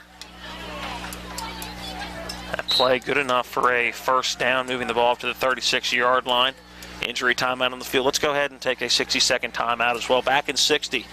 4:23 remaining in the ball game. It is Musselman 41, Parkersburg 29. 3 cheers for free delivery from South Berkeley Pharmacy to your front door. South Berkeley Pharmacy, home healthcare specialists, is more than just a pharmacy. We have the best gift shop in town, and nobody beats our service. South Berkeley Pharmacy, home healthcare specialists. SouthBerkeleyPharmacy.com. Trips Floor Sanding and Berkeley Fashion Flooring has restored hardwood floors and solid premier flooring in this area for over 25 years, providing a wide range of services, including floor sanding and refinishing and floor coverings. When you're looking for reliable professional flooring services from a company you can trust, you can count on us. Schedule a visit to our well-stocked showroom today, then get a free estimate on your flooring project.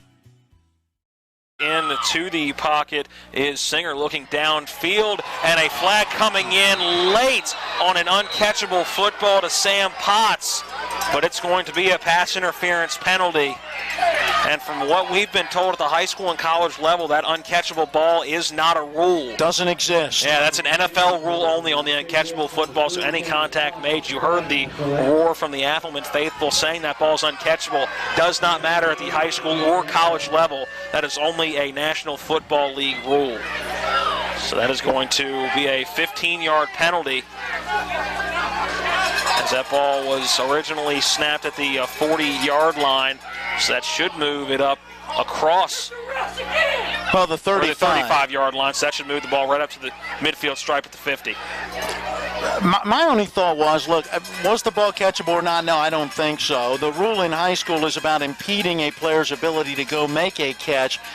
I didn't see that much contact. I just didn't really feel like there needed to be a penalty in that situation. First down attempt from the 45-yard line. That give right up the middle to Craig, and he's bottled up by a host of green jerseys. Coming out of the bottom of that pile was a 51.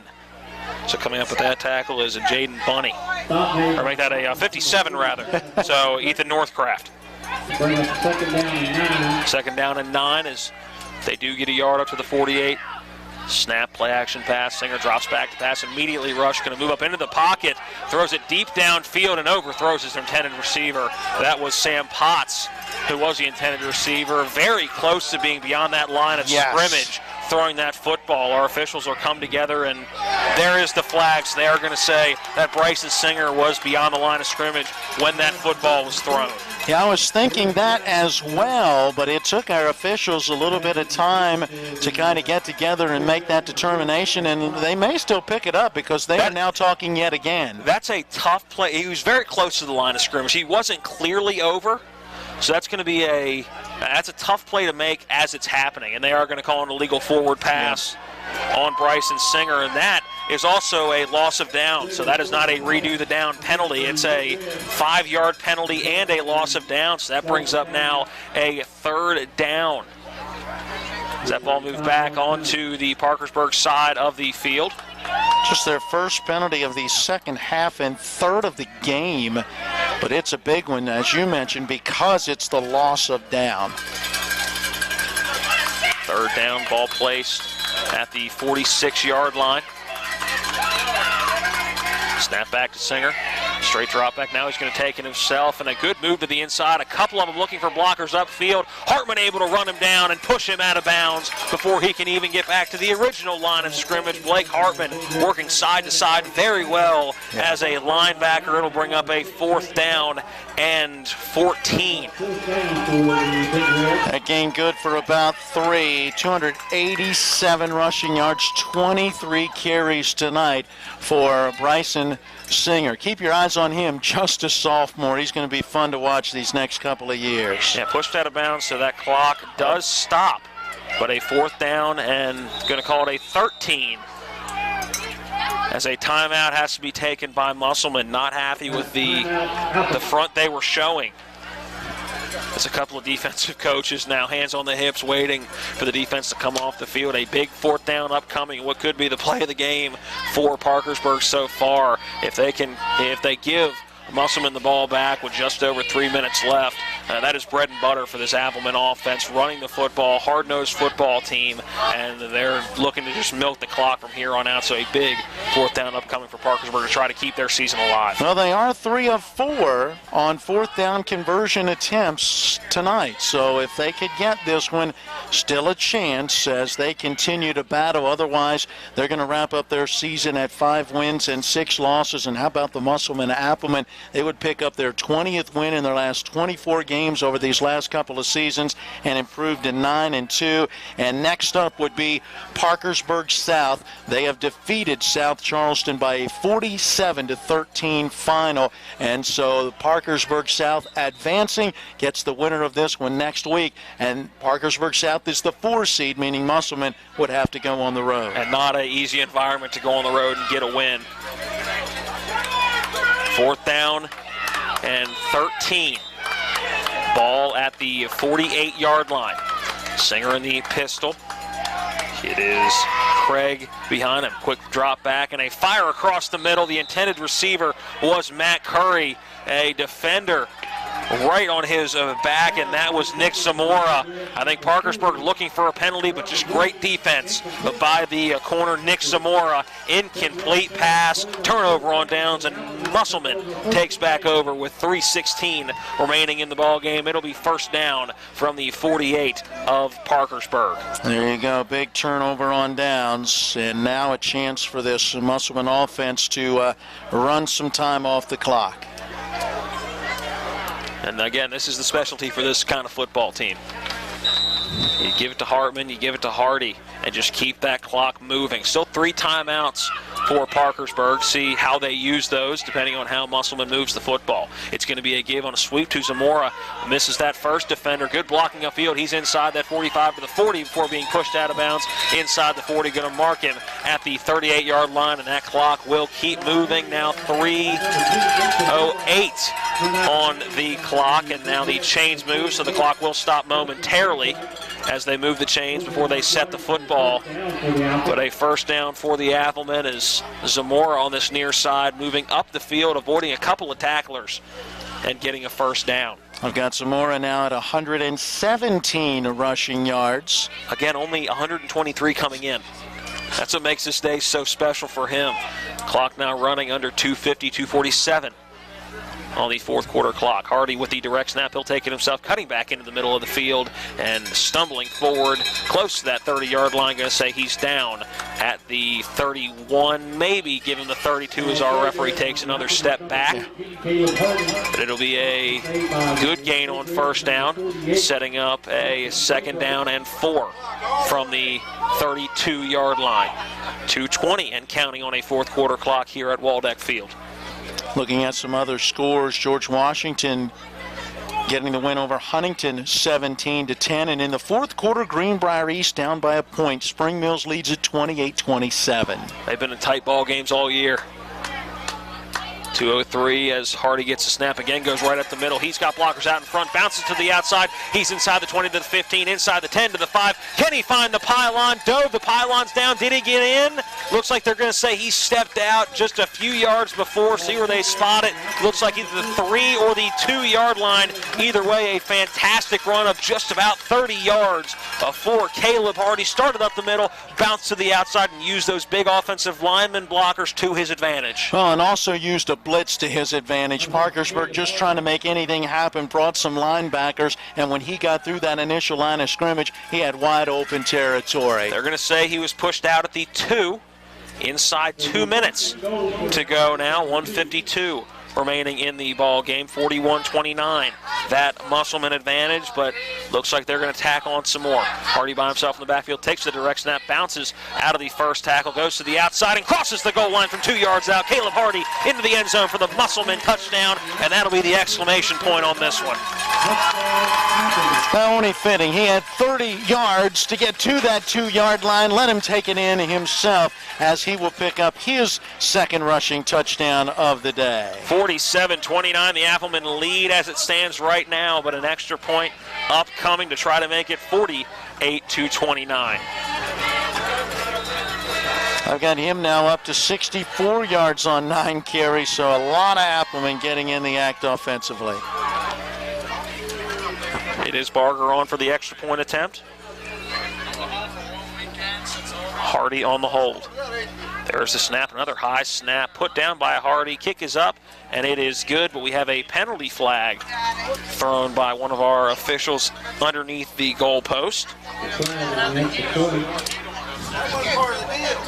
Seeing what that penalty is. And that flag is waved off. Slipped out of his pocket. Yep. So we'll try that extra point again. Flag up. It'll be a retry. Free kick. The first kick was up and good by Barger.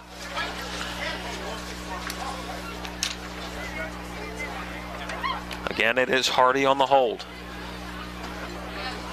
There's the snap, the hold, the kick. It is up, and it is good. Extra point up and through. 48-29. The Applemen lead with 1:48 remaining in the ball game. Let's take a 60-second break, and when we come out of that break, we will have the remainder of this game from Waldeck Field at Denny Price Stadium back in 60 seconds.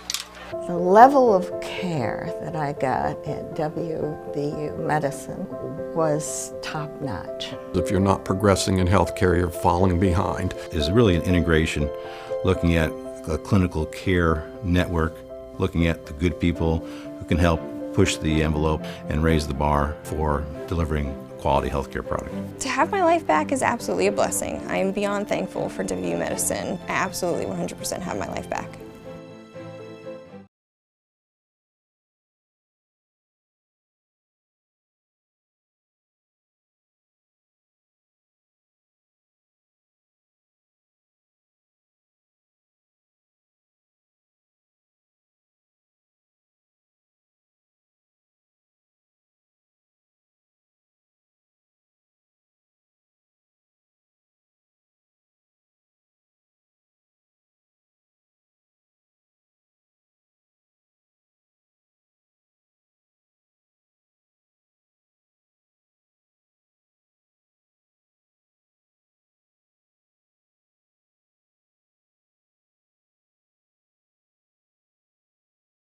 Number 7, Jacob Miller with recovery, and it looks like Musselman is going to be able to finish out this game with the football. Going over to try to start to make the return was Devin Elder on the short kick. Again, the ball bounced at about the 34-yard line, and coming up with it on the loose football was Jacob Miller in the Appleman offense. Back on the field with 1:45 left in this football game. And it comes after a 4-play, 48-yard drive. Took just 1:28. A 2-yard touchdown run for the quarterback. Caleb Hardy is second of the night, 48-29. Musselman out in front. That scoring recap brought to you by Fultz Real Estate. And looks like they are going to get into the victory formation. Hardy going to drop to a knee. We'll need to do that a couple of more times. Let's go down to the sideline. Jason, what's the energy like right there on that Musselman sideline? You know, sure excitement. You know, Coach talked about at halftime that was probably the worst half that they played all year, but they came out, they tightened up some things, and they're happy to advance. You know, they're another final score, Spring Mills 28, Greenbrier East 27. So 2 Eastern Panhandle teams were able to come out victorious here in the first round of the AAA high school football playoffs. And what that means for Spring Mills is if Martinsburg gets the win tomorrow, which they are favored in, they would go to Coburn Field next week and face the Bulldogs. Again, Hardy with the snap, takes a knee at the 41-yard line, and it's going to take one more, 55 seconds on that running clock as that play clock resets at 36 seconds. Our sideline reports on the day have been brought to you by Tripp's Floor Sanding and Berkeley Fashion Flooring. For any of your flooring needs, give our buddy Tripp Tobin a call. 36 seconds, and it'll be a quick drop to a knee. Hardy gets it. It drops at the 46-yard line, and that will do it. Still 27 seconds left on the clock, but it is over as both teams go to their sideline before going to the 50-yard line, shake hands, and for Parkersburg, they will finish their season at 5-6 and take a 4-hour bus ride home for the Musselman Applemen. They will get their 9th win on the season and advance to the next round, the quarterfinals of the AAA playoffs. All zeros across the clock to our left. The final score from here at Waldeck Field at Denny Price Stadium, it is Musselman 48, Parkersburg 29. We'll take a 2-minute timeout. When we come back, we'll get into our post-game show. We will recap the scoring in this one. We will hear from Musselman head coach Brian Thomas after he gets a chance to meet with his team. We will give you some scoring updates from around the Mountain State. That coming up next in the post-game show. After this 2-minute timeout, we'll be back in 2 minutes. Again, your final. It is 48-29, Musselman over Parkersburg. Orsini's, not just an appliance store anymore. They're your one-stop resource for all home needs, whether it's custom kitchen design, countertops, or cabinets, or check out their new sleep studio with Tempur-Pedic, Sealy, and Stearns & Foster. For all of your outdoor living needs, Orsini's has Gladiator Garage Works, Traeger grills, barbecue accessories, barbecue rubs and sauces, and every flavor wood pellets. Visit their brand new 8,200 square foot showroom at 360 Hack Wilson Way, 304-267-7251, Orsini's.com. At the Foltz Real Estate Group, we make it simple and educate you on the process. In the end, we hope to be rewarded with your trust. Andrew Foltz and his team put their clients first and aim for 5-star service. Our main focuses are to simplify, educate, and promote trust. Let us take you on your own real estate journey in West Virginia or Virginia. Call the Foltz Real Estate Group at 304-261-4559 or visit callandrewfoltz.com. Chris Hild, broker. Heffley Motor Company, serving the Eastern Panhandle for over 17 years. Known for our wide variety of vehicles at great prices, we are the area's only pre-owned Carfax Advantage dealer. Save yourself time and money. Come see us. You'll be glad you did. And don't forget our popular detailing service to keep your car looking brand new. We're proud to be your partner serving the community. You're local, we're local, why not buy local? Heffley Motor Company, a nice place to do business.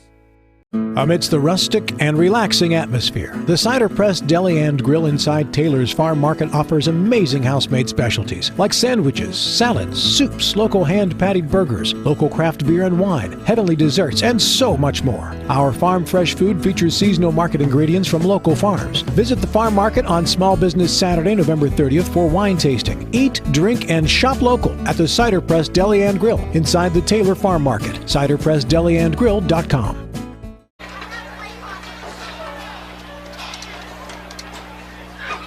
Welcome back in to the post-game show brought to you by S. Marshall Wilson. Again, your final here in the first round of the AAA playoffs in West Virginia was Musselman 48, Parkersburg 29. We will get a chance to hear from Victoria's head coach Brian Thomas here in just a few seconds. But first, just some opening thoughts in this football game. We said at halftime adjustments were going to be big. In the third quarter, Parkersburg on the season was getting outscored 108-30.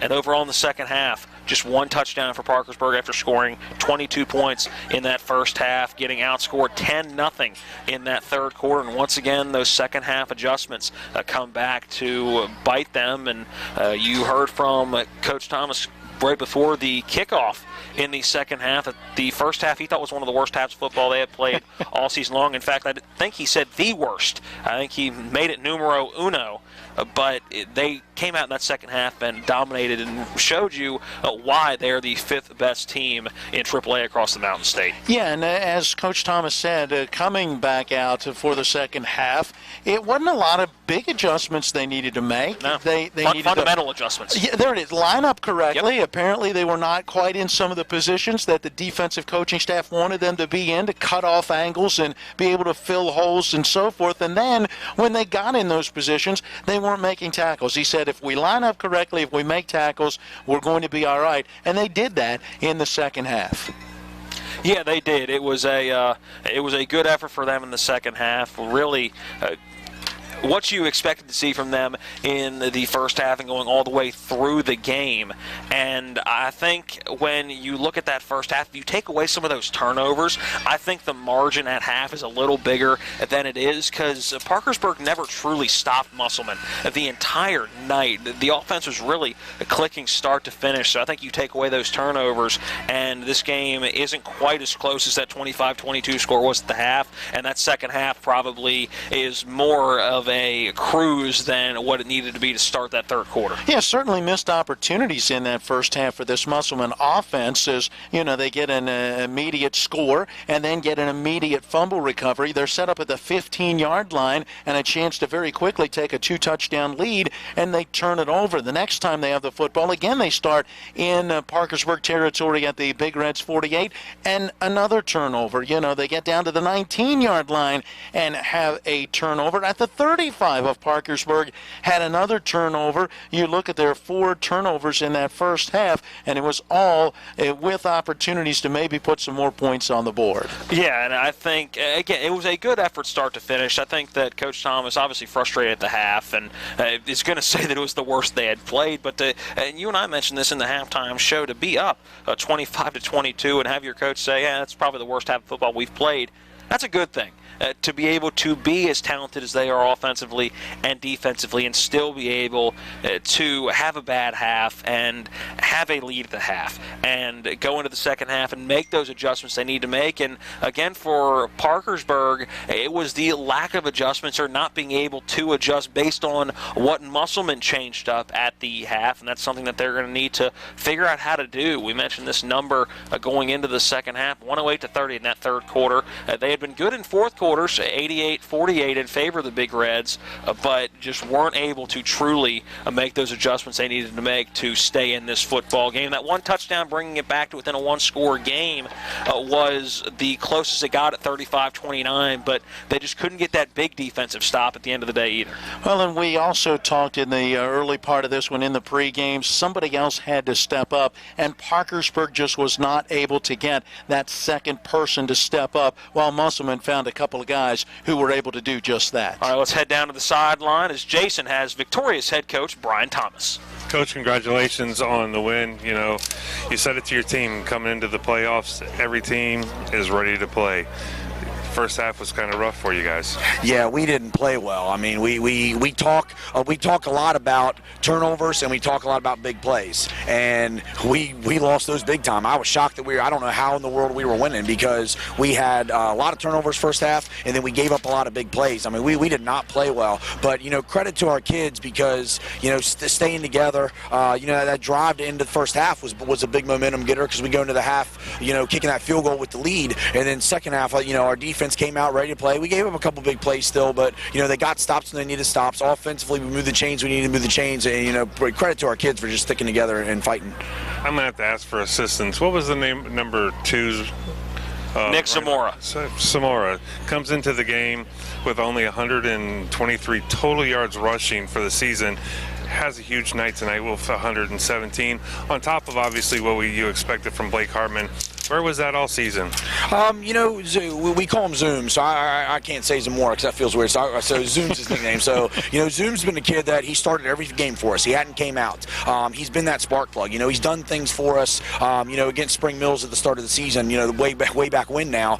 You know, it was tied up in the second half, and he caught the go-ahead touchdown. So he's done, you know, he's made big plays for us all season, but, you know, Blake's numbers are just gaudy and you know, off the page. Blake got a little bit banged up tonight, so he took a little little bit of poundage off his legs and gave the ball to Zoom a little bit more. But to be honest, we were kind of planning on doing that anyway. I told Zoom all week, I said, man, you're going to have a big game. You're going to have a big game. You're going to have a big game. And, he's a kid that, Blake gets a lot of the accolades, but he does a lot of the little things right behind the edges. And we saw some stuff on film that we thought we could take advantage of to get him the ball. You talked about big plays first half. They had a lot of big plays on the offensive side. Their quarterback was breaking free. What adjustments did you make at halftime? Because besides the one long touchdown pass, they really didn't have those big plays. I think we were just jumpy. Honestly, I think our emotion might have played against us a little bit. I think we were overrunning stuff, and we work on that in practice of, getting under control and making sure when you're there, where your help's coming from, what position you're supposed to be in. I really think our emotions just, we were almost too emotional, and we were overrunning stuff. So we just talked about, I told the kids at halftime, I said the best thing that could have happened to us right now is halftime, because we need to calm down and we need to regroup a little bit. And I really think that was what we needed. We just need to calm down and breathe a little bit and relax and understand, like, hey, we're okay. Let's just do what we've been taught. Coach, you get rid of the Big Red from Parkersburg, but now you've got to travel to Parkersburg to play Parkersburg South. Any thoughts on that matchup initially?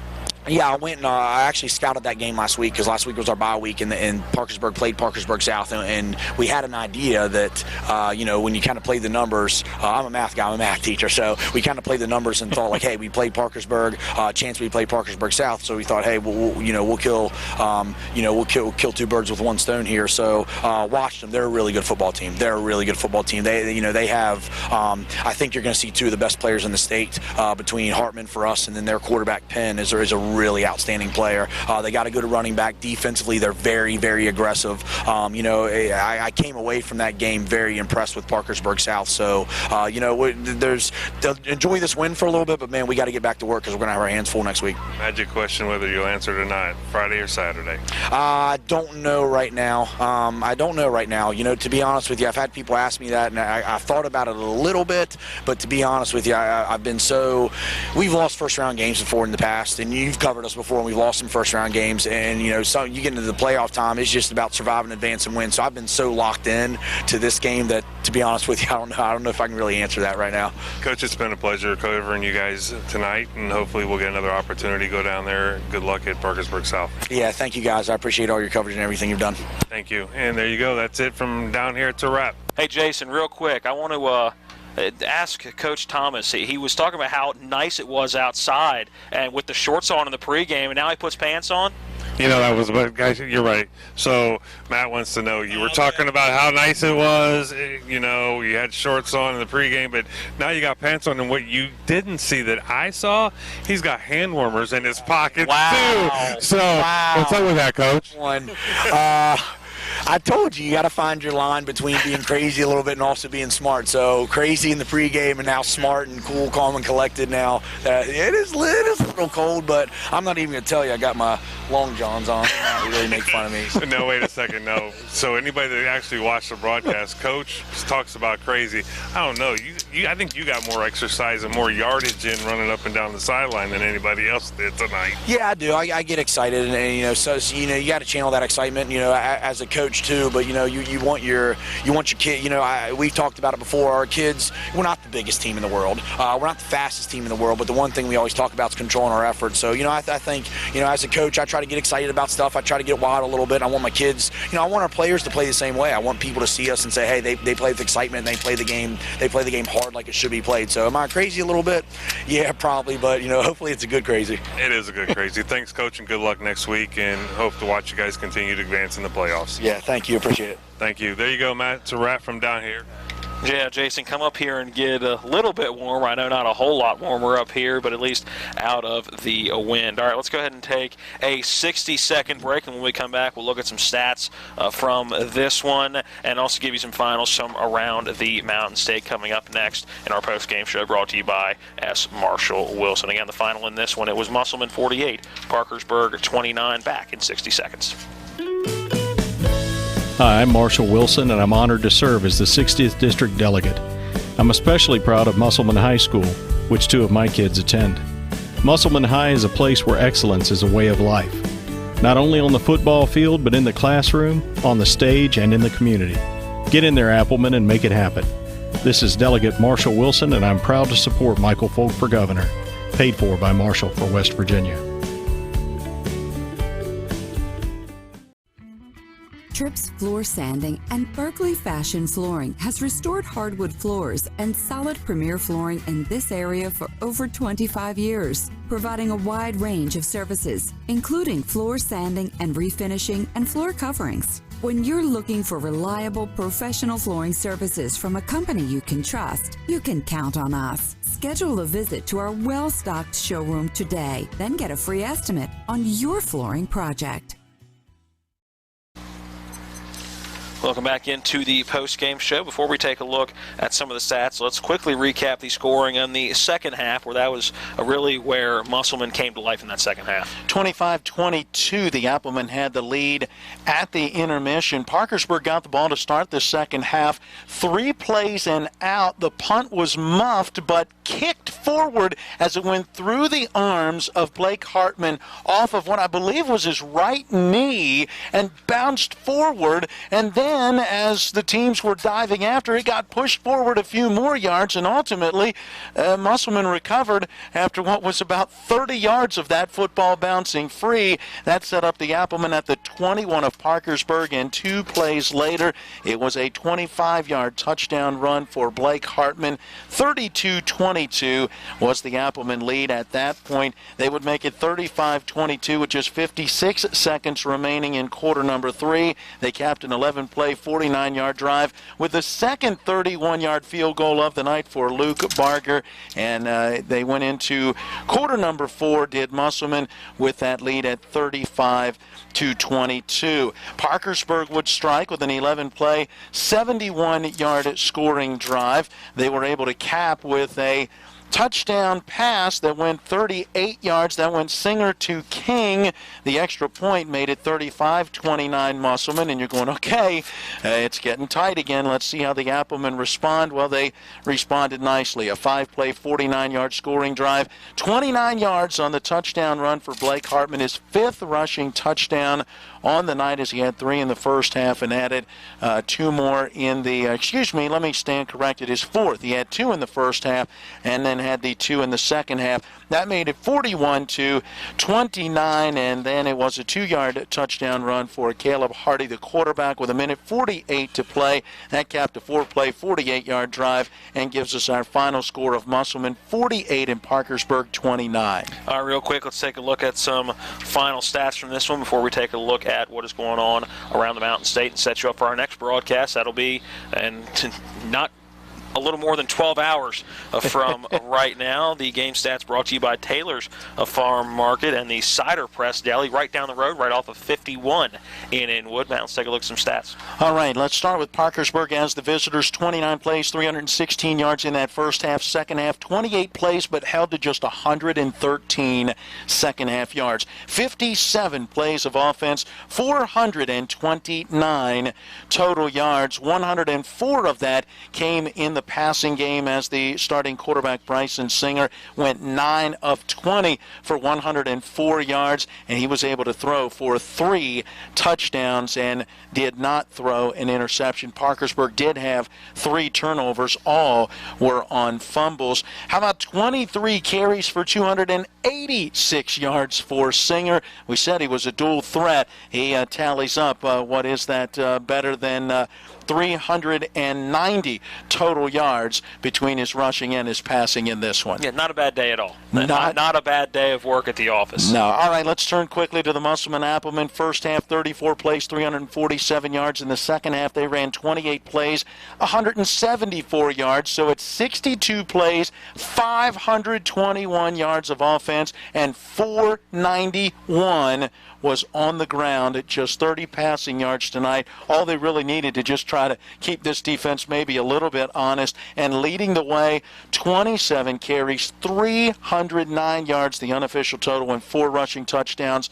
for Blake Hartman. And then Zoom, as we heard the coach telling us, Nick Zamora going by Zoom, 9 carries and 117 yards for him. Yeah, again, he came in with 123 on the season, so he almost doubled what he had, and just a great day for him. And you like to hear the background of Coach Thomas, knowing that was the game plan and preparing him for this and going, hey, you're going to have a big game. You're going to have a big game. And that gives kids like that a confidence boost. When the coach is in your ear all week saying, hey, I believe in you. You're going to have a good game. And to come out and have the game he did, watch out for him the rest of the playoffs. He's going to be a man on a mission. Yeah, absolutely. So that's just a couple of quick looks at the numbers. Add in 9 carries for 64 yards and a couple of rushing touchdowns for Caleb Hardy as well. He did a nice job, again, running this offense. Effective throwing the football. He didn't have to throw it a lot. 3 of 4 passing for 30 yards. Yeah, he was efficient on the ground where he needed to be. And in a cold night like tonight, you don't necessarily want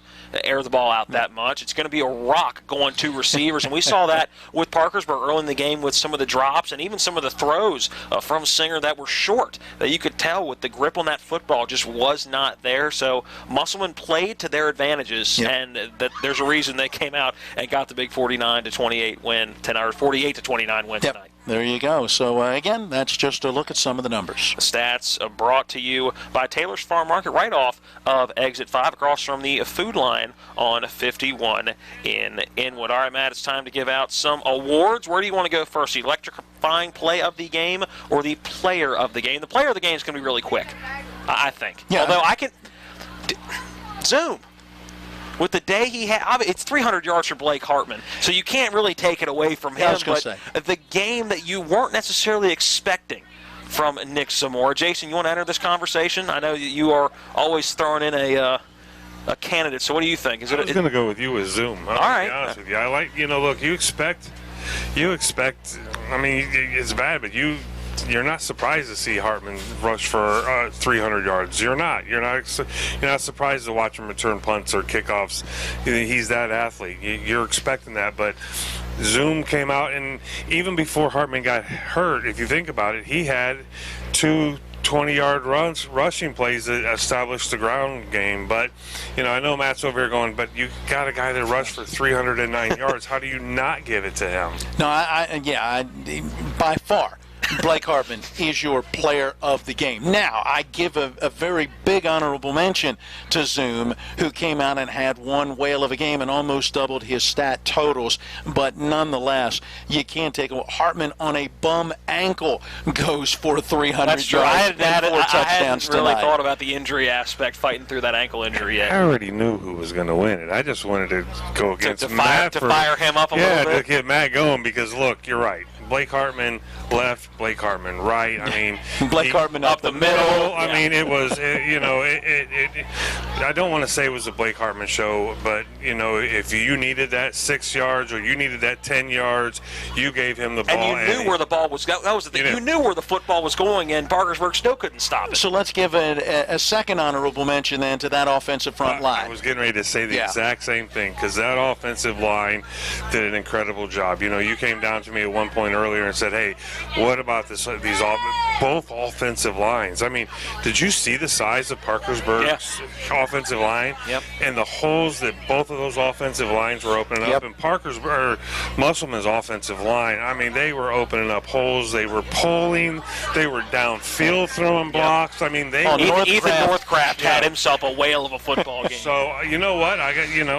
Give a good honorable mention, but let's make sure that Northcraft gets a special, because you're right, he was running just as much as the running backs were out in front as that lead blocker. So the player of the game brought to you by Heffley Motors. They're on Hedgesville Road in Martinsburg, just over the I-81 interchange.